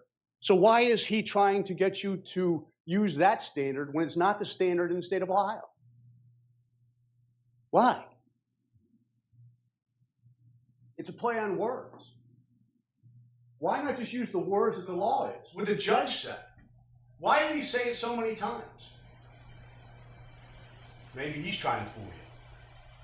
Maybe he's trying to distract you from what the actual law is, just like they're just trying to distract you from the facts of this case by disparaging the people involved in it, mocking the people involved. They talked about everybody in this case except for the one. Our star witness isn't Chad Cobb. Our star witness is sitting right there. These are her words. And what's the other thing that he said over and over and over again? He tried to make it like I insulted you by saying you're fools. That we think you're fools. And this is why we're doing all these things and putting Chad up there and wanting you to believe this because you're fools. Think back about the testimony. What was it? What did I say? What was my comment? After spending so much time with Mrs. Stefanko, talking about how she lied and lied and lied, deception. She's trying to set up people and get them convicted for crimes they didn't commit. We talked about how she lied to get out of trouble. And my comment to her was, a jury would have to be a fool to believe you. That was the fool comment. Nothing about what he said, but that's your memory that's going to control there. But if you go back and think about it, that's what the fool comment was. Anybody would have to be a fool to believe her. And why is that? She's a self-admitted liar. She has lied every step of the way in this case. So what is the state's case? They want to act, you can say 2 + 2 is 5, it doesn't make it so. So they can say there's no evidence, there's no evidence, there's no evidence all day long. That doesn't mean it's so. So what are we going to do? We're going to direct you to the evidence. Nobody in this case, the state of Ohio, does not think that Chad Cobb is some hero here. Chad Cobb is despicable. Do you see those pictures of what he did to her? We know that. We're not trying to fight that. We know he killed her. And you know what? He doesn't have to say it for us to believe it, right? We know he did it. We got the evidence to prove it, right? She didn't tell us he did it. He didn't tell us he did it. So why are we all agreeing to it? Why do we all know it? Because we're using our common sense and reason. Just like we talked about at the beginning of this case. We talked about the driver on the side of the road. How we weigh evidence based on our common knowledge, logic, common sense. Use it. We don't want you to contort your brains to match some story that she came up with. So let's look at this case. Let's look at what we did in this case. They want you to think that somehow we're relying on Chad Cobb. So if that's the case, why didn't we in 2017, when Chad Cobb wrote the letter indicating what happened in this case, why didn't the detective go out and arrest him? Because we know Chad Cobb is a horrible person, and then he lies. But just like she lies about things that she thinks helps her and tells the truth about the things that help her. He does the same thing. He's lying about part, he's lying, and he's telling the truth about part, right? Clearly he went there. Clearly he killed her. We put him on because we had to prove a murder took place. I can't just show you a picture of dead Ashley Biggs and go, hey, look, Chad Cobb murdered her because there she is dead. Somebody had to come in and testify about it, right? And he did. And then he only admitted to a complicity. That doesn't mean he didn't actually kill her. We're here on a theory of complicity with Mrs. Stefanko. So let's look at this. We know that Chad Cobb did this, right? They tell you it makes no sense for murder. And let's talk about murder for a moment. They want you to think that just because murderers did something illogical, that it can't be so. We know people kill every single day in this country for stupid things, for tennis shoes, for $20 in a cash till. People kill for stupid reasons. They do it on video. That doesn't mean it didn't happen just because it's illogical to do it in a camera or for $20. We all know that nothing is more dangerous than domestic violence situations, right? Custody, divorce. things get really heated over that type of stuff, and children. And to suggest that maybe murder isn't even logical over a custody dispute, that's just not right. We all know that people kill for much less than to save their children or to keep their children. And let's, maybe because of the context of murder, that murder is so bad, so serious, so finite, that when we talk about her planting evidence, trying to set up something, can you think about that just for a moment? I want you to really put yourself in a situation where somebody like your neighbor, if you had a neighbor dispute or somebody you didn't like at work, think about what it would take for you to go get drugs and plant them and call the cops on that person. Can you imagine doing that? And she does it and talks about it like it's no big deal. That's significant. Who does that? If you know one person that's done anything close to that, I'd be shocked. But she did it. Now, she's using that, her own discretions, to try and convince you that that's what she did the second time. However, there's one thing that they don't tell you. Just like we know, she was the reporting party in that case. She gave her name. The first time she set her up, hey, this is Erica Stefanko, or Erica Lyon. And there's a girl who's driving around with drugs in her car, and she's got kids. Right? So why then, if they're just doing this setup again, do they need all the secrecy? Why do they have to go out and buy phone cards and burner phones? Why do they have to conceal her identity? Because it's not about planting drugs. It's because they had to hide the murder, right? Because an anonymous caller or her calling and say, hey, listen, I have information. She's carrying drugs in her car. There's nothing wrong with that, right? So why hide it? Why go to the lengths that she went to? So, we know that Chad Cobb goes there and he kills Ashley. They want you to believe that the plan was to plant meth, and that is why she keeps saying it went awry. I really hope that you see through that for what it is. To suggest that is so clear that she's talking about a meth deal and the reason it went awry. How does murder go awry? Like, oh my gosh, murder goes awry when you get caught. Would everybody agree, right? Nobody plans to do a murder and get caught. That's the part that goes awry. And they've indicated, where's the plan for murder? Go back through any of the evidence, any of the testimony, no matter what it is. There's no discussion, no talk about meth being planted, ever. Ever. What they do talk about is Ashley's death. And they talk about that in the context of the plan. That's what they're talking about. They're not talking about Ashley being caught with drugs in her car. They're talking about her death. So we know that there's this death. And by the way, he says, well, what would their plan be? Just because they may have had alternate plans, right? You can have hey, this is what's going to happen, but if this happens, then we'll have to do this. But the fact is look at this. Now, I almost thought he was going to actually go to the lengths of saying, if it all fits, you must acquit. That has nothing to do with this. The size of this bag, what goes in or doesn't go in, it doesn't matter. And it's really interesting because he used the example, I'm getting a little side here. He used the robbery where somebody gets out of the car, they got the guns, and they go inside. Yeah, of course that person's guilty because they saw him get out of the car. Let's just talk about the logic of that for a moment.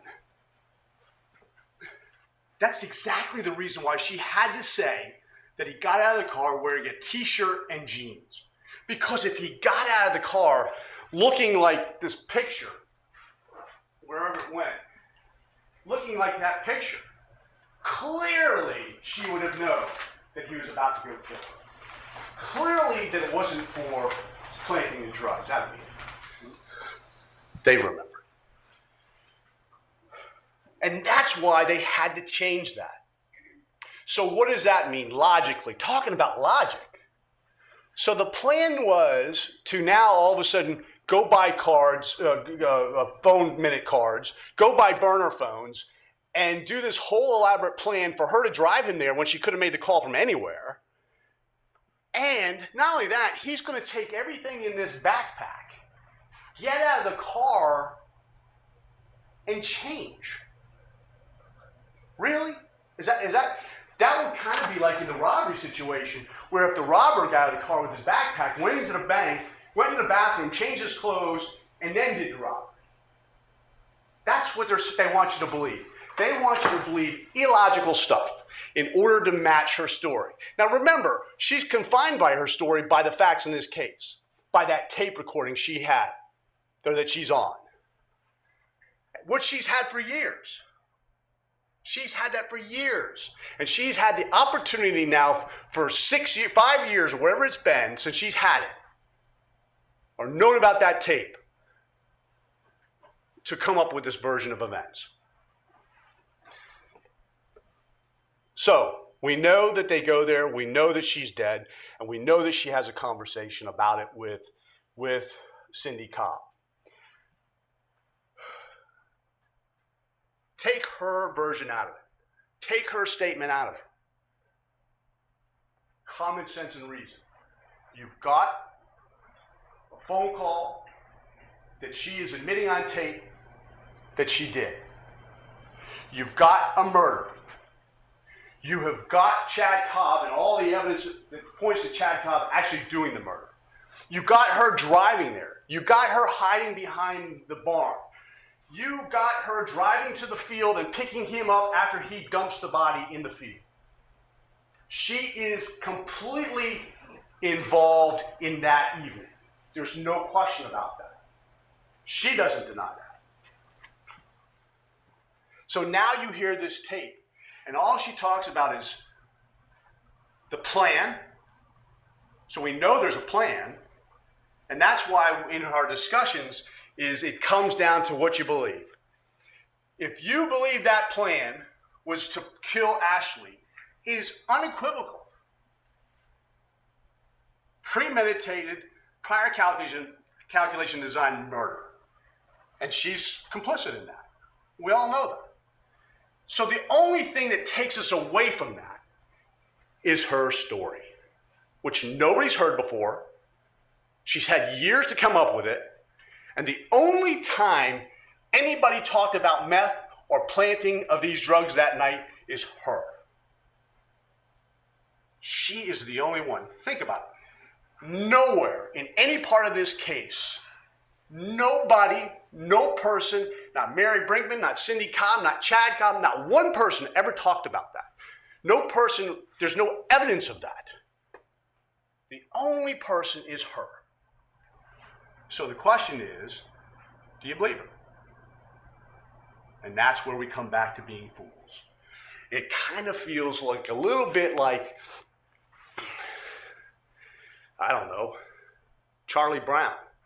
How many times is he going to let Lucy put that football down and he try and kick it, and then she tries to convince him, go ahead, go. I won't pull it this time. How many lies does she have to tell? Right? She's told so many lies throughout this process. What's it going to hurt to tell some more? And now, all of a sudden, she wants you to believe her. And that's her problem.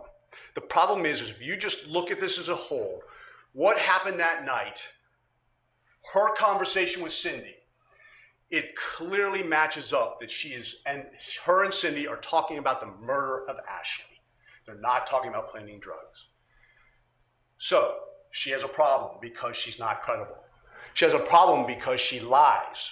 She's been caught in lies. She lied to the police multiple times. She tells us she lies to keep her kids. She told us on the stand she lied to stay out of trouble. And now she's in a lot of trouble. And so what lengths does she go to try and buy credibility, right? She needs to buy credibility. She needs to convince you one more time to take a kick at that football. That's what she needs. And what does she do? Well, she admits to felonies, even though she can't be prosecuted for them. So no loss there. She admits that she's a liar because she's caught in lies. We know that. There's police reports of her reporting drugs in somebody's car. She admits to lying to the police. She admits to setting up innocent people to be convicted of crimes. She admits to lying to cover for Chad. She even goes on the stand and is trying to tell you and suggest, and she did it with Cindy too, a ploy for sympathy, is that if she goes to prison, she may even kill herself. Hoping maybe that if she tells you that, makes you think that you're going to go, oh my God, I don't want her to kill herself, so I'll just find her not guilty. And the coup de grace, she admits. She's got her attorney up here telling you, geez, I don't think she was a good person. The coup de grace, for all those people that are parents or moms, I was a bad mom. That's the length she's going to go to get you to believe her this time.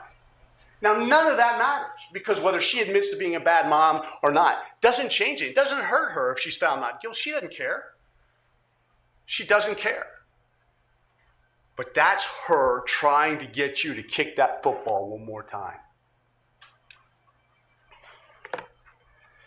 And if you recall, it was Mr. Laybourne that asked her all the questions about you were a bad, that doesn't seem like something a good mom would do.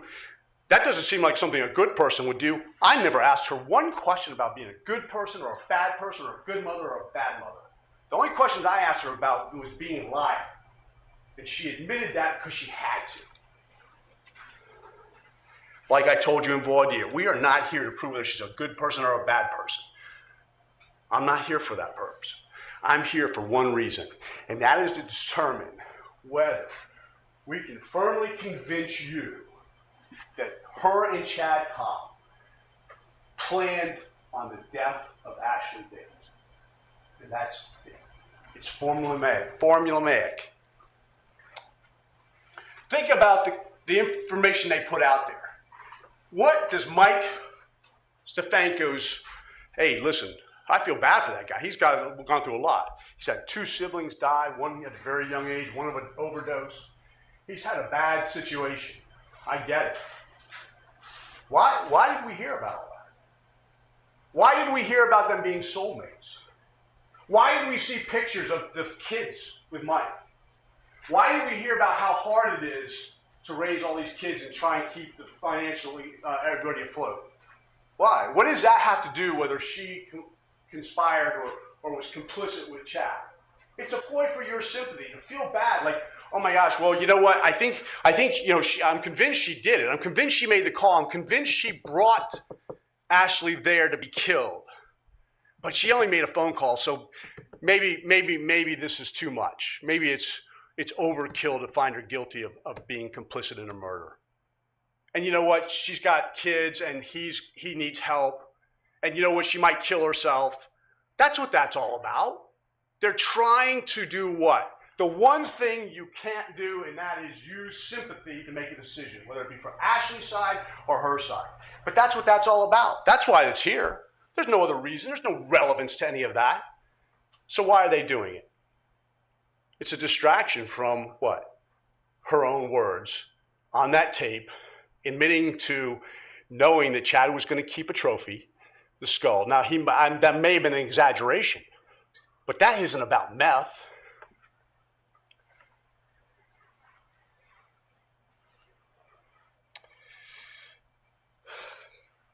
The other thing that they keep talking about is how she's been in jail.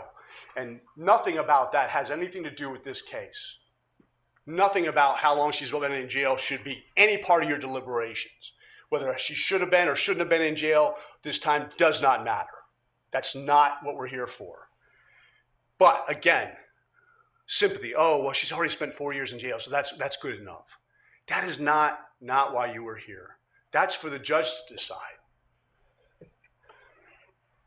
So sentencing and sympathy, two of the things that they seem to be throwing in your faces over and over and over again, are not to enter into your deliberations.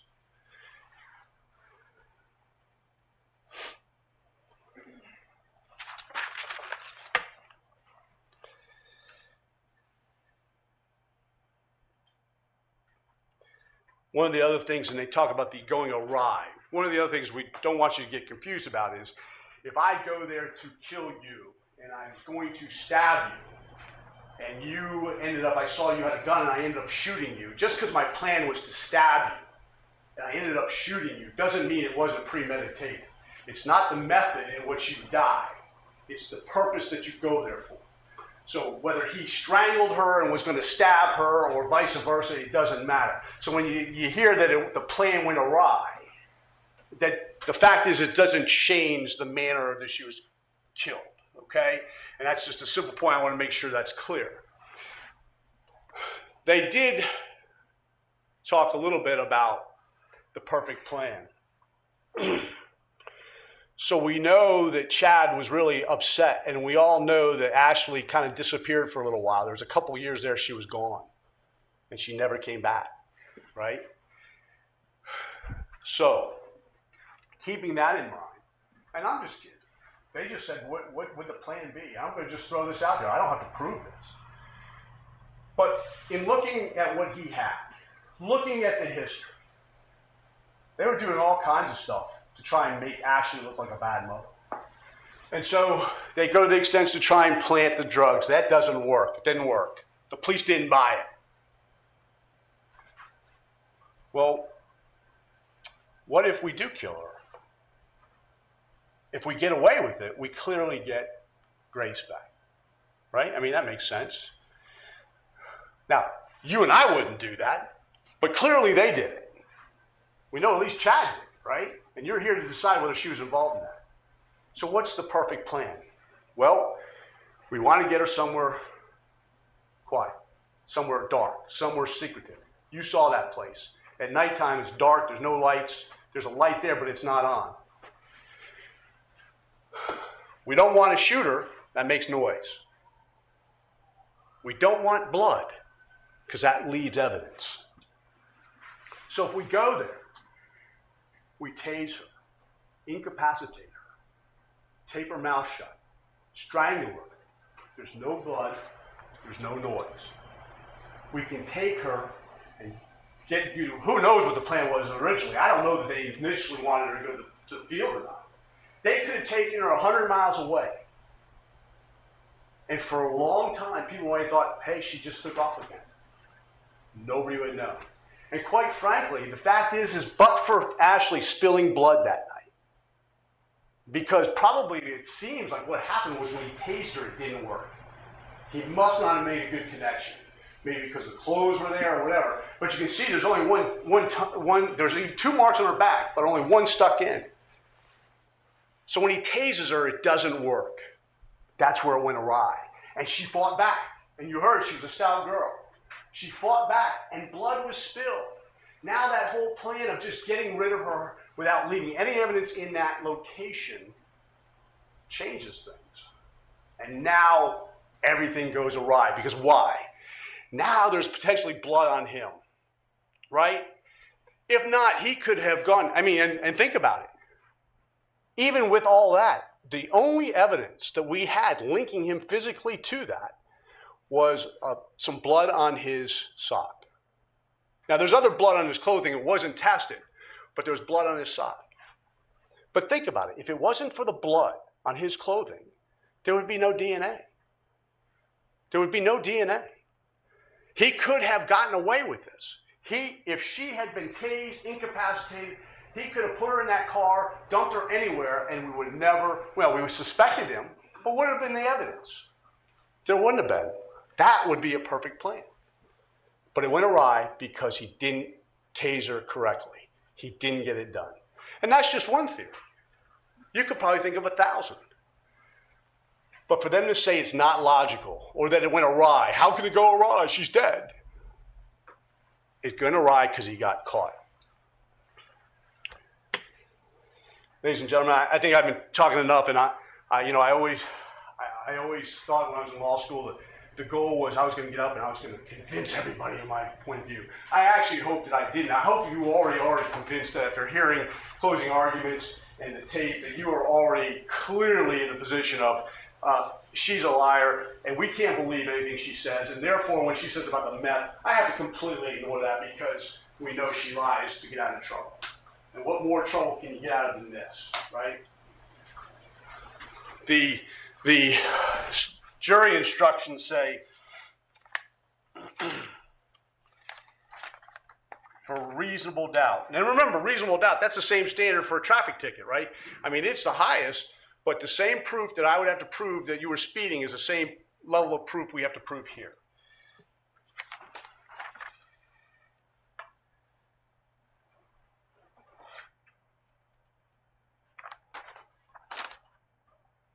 It says proof beyond a reasonable doubt is proof of such character that an ordinary person would be willing to rely on and act upon it in the most important of their affairs. Would you rely the character of the evidence? So like we said, the only evidence in this case that the plan was to plant meth came from her. Is she the person you would rely on in the most important of your affairs? If you were going to buy a house and she was the real estate agent, knowing what you do know about her, and you said, you know what, I can't have a flooding basement or termites. Is there flood or termites in this house? And she said, oh no. Would you believe her, knowing that she lies to the police, plants evidence on other people? Would you rely on her statement and buy that house? Of course not. And that's what we're asking you to do in this case. We're asking you to not give her any credibility. And without that credibility, there is nothing but a tape recording of her talking about a plan, talking about skulls, and talking about the death of Ashley Biggs. That makes her complicit beyond a reasonable doubt. That should firmly convince you. And if there's one last thing to tell you that she is not talking about planting meth, when she talks about that, when she talks about going to prison, she doesn't talk about going to prison for possessing meth, low-level felonies. If you maximum consecutive sentence for what she admitted to on the crime she committed, it'd be hardly nothing. But what is she talking about on the tape? 15 years. That's more in line with a murder sentence, isn't it? Because that's what they're talking about. They're talking about murder. They're not talking about meth. If she was caught with possession of meth, she'd probably get probation. But she's talking about 15 years of prison. That's significant. They just glossed over that. The fact that they're talking about so much time, and that's because she would be going to prison not for the meth, but for murder. Your Honor, we object. He's burden shifting. He's talking about punishment, which is the purview of the court. Talk about her statement where she talks about 15 years. He's talking about punishment. So the object. okay. Just to instruct the jury, sentencing is up to the judge. And when she was talking to Cindy Cobb, she was talking about a murder type sentence, not a possession or tampering with evidence type sentence. And that's how we know that the conversation he was talking about was not about meth. So with all those things, with her credibility being zero, with the conversation as it is between her and Cindy Cobb, talking about the plan, talking about keeping skulls, there should be no question that she is complicit with Chad Cobb in committing the murder, premeditated, prior calculation design murder of Ashley Biggs. Thank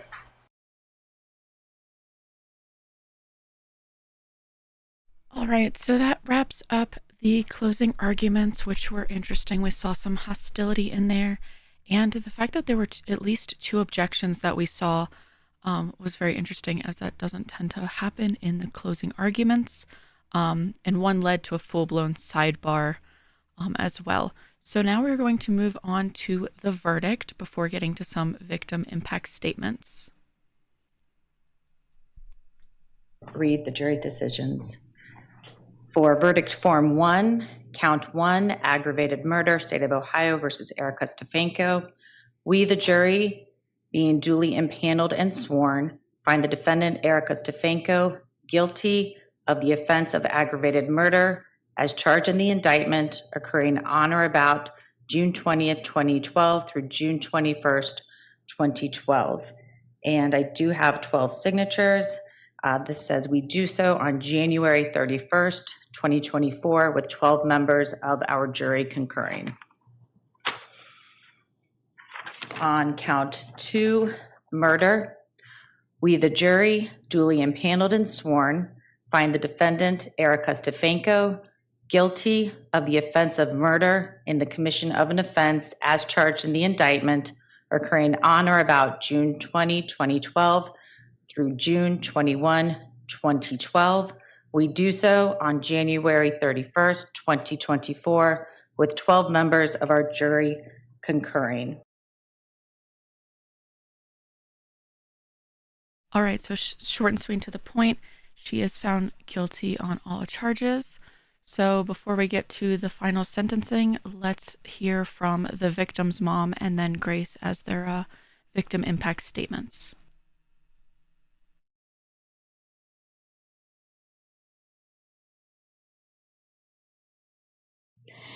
My daughter was the most caring and loving person that I have ever met. She had a smile that could light up any room she walked into. She cared for other people's needs before her own. She was the most selfless person, even as her mother. I'll never even deserve my own child. No parent should ever have to bury their child. And because of your evil doings, Erica, I had to do just that. I had to bury my baby. And her daughter will never have her mother for her wedding. No mother and daughter talks. Grace will never have her mother beside her when she has her first child. You took away every motherly thing Grace will need from her mother in her life. You made my granddaughter believe she wasn't loved by her mother, wasn't cared for by her mother, nor loved and they're not loved or cared for by her own grandmother. You may have convinced yourself, but you will never be half the mother Ashley was. I'm sure everything you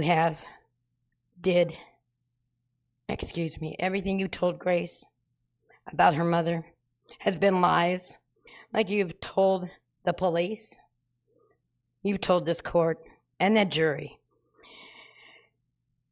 She, just like myself and the rest of the court, deserves to finally hear the truth after all these years of pain and torture you put us through. You were selfless in being the brains in the planning of Chad being the muscle. With your psychology degree, I'm sure you thought you knew the way to fool everyone with your statements. But you are, in fact, the fool. My dear, while I can only hope that karma will continue to take over from here, I wish for the things that you love the most to not be there when you need them the most, as I have had to live without the one person I love the most when I needed her the most. I hope there's always I hope they're always out of your favorite things in commissary. I hope you try to call home, you land on everyone's voicemail. I hope when you try to write home that only pens you have no ink, and every pencil breaks with each new sentence. I hope those around you who finally got to see the real Erica for the second time will remove you from their life. And yet, that's still not good enough. I can only hope that you will end up with a life sentence with no chance of parole. This world will never be safe with you walking around here in it.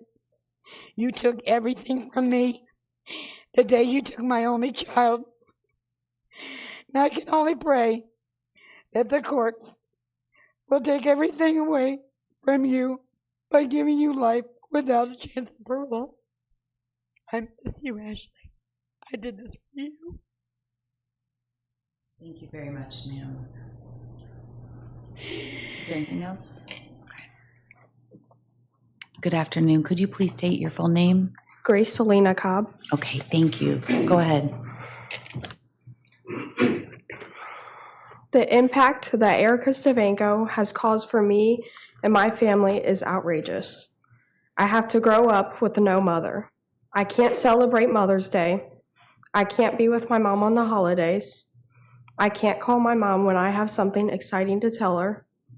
I can't relate to her when something happens.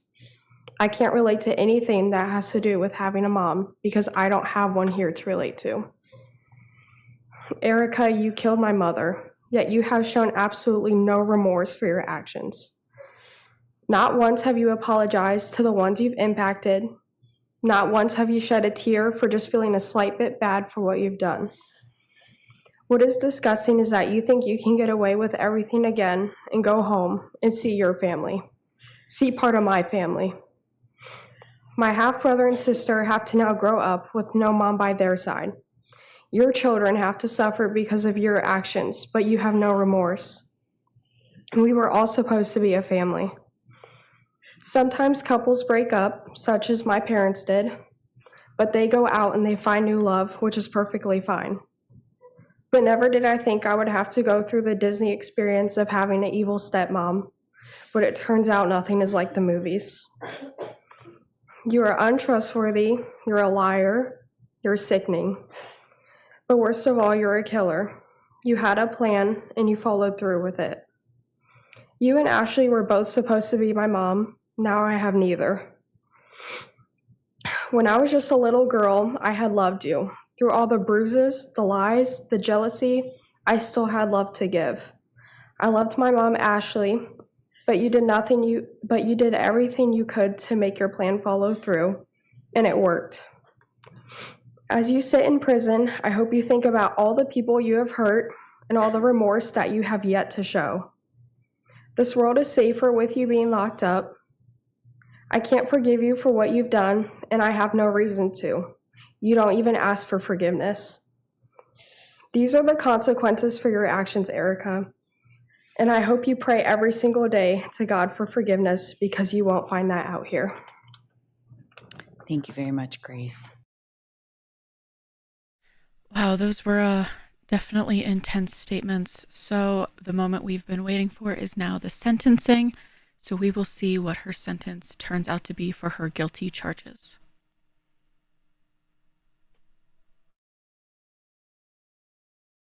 Based upon the facts and circumstances, consideration of the relevant sentencing factors, applying the minimum sanction I've determined will protect the public and punish you without imposing an unnecessary burden on state or local resources, analyzing all the factors I'm required to analyze, including the seriousness factors, the recidivism factors, and all other factors before the court, including the following: the testimony of all the witnesses, the testimony of your co-defendant, the testimony of the victim's daughter, and your sworn testimony.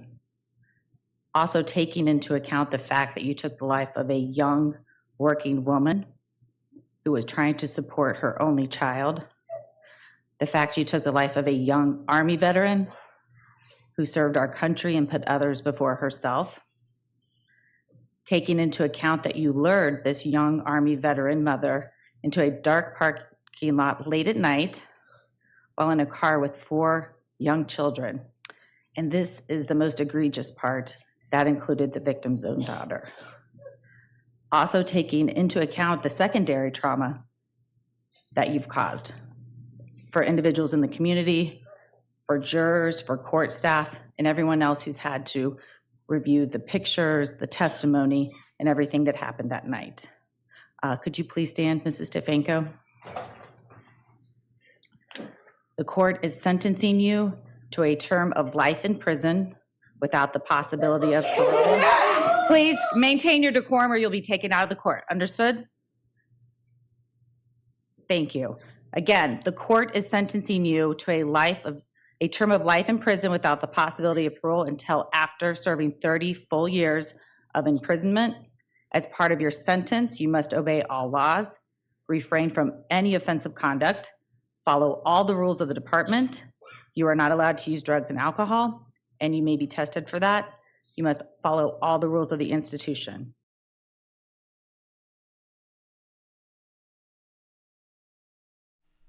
All right, well, that wraps up this trial. It was very interesting when I initially found out that she was having a retrial, and to see that we are back at square one after all of that, all of the resources, all of everything going into it, all of the emotional impact of the families having to relive this again.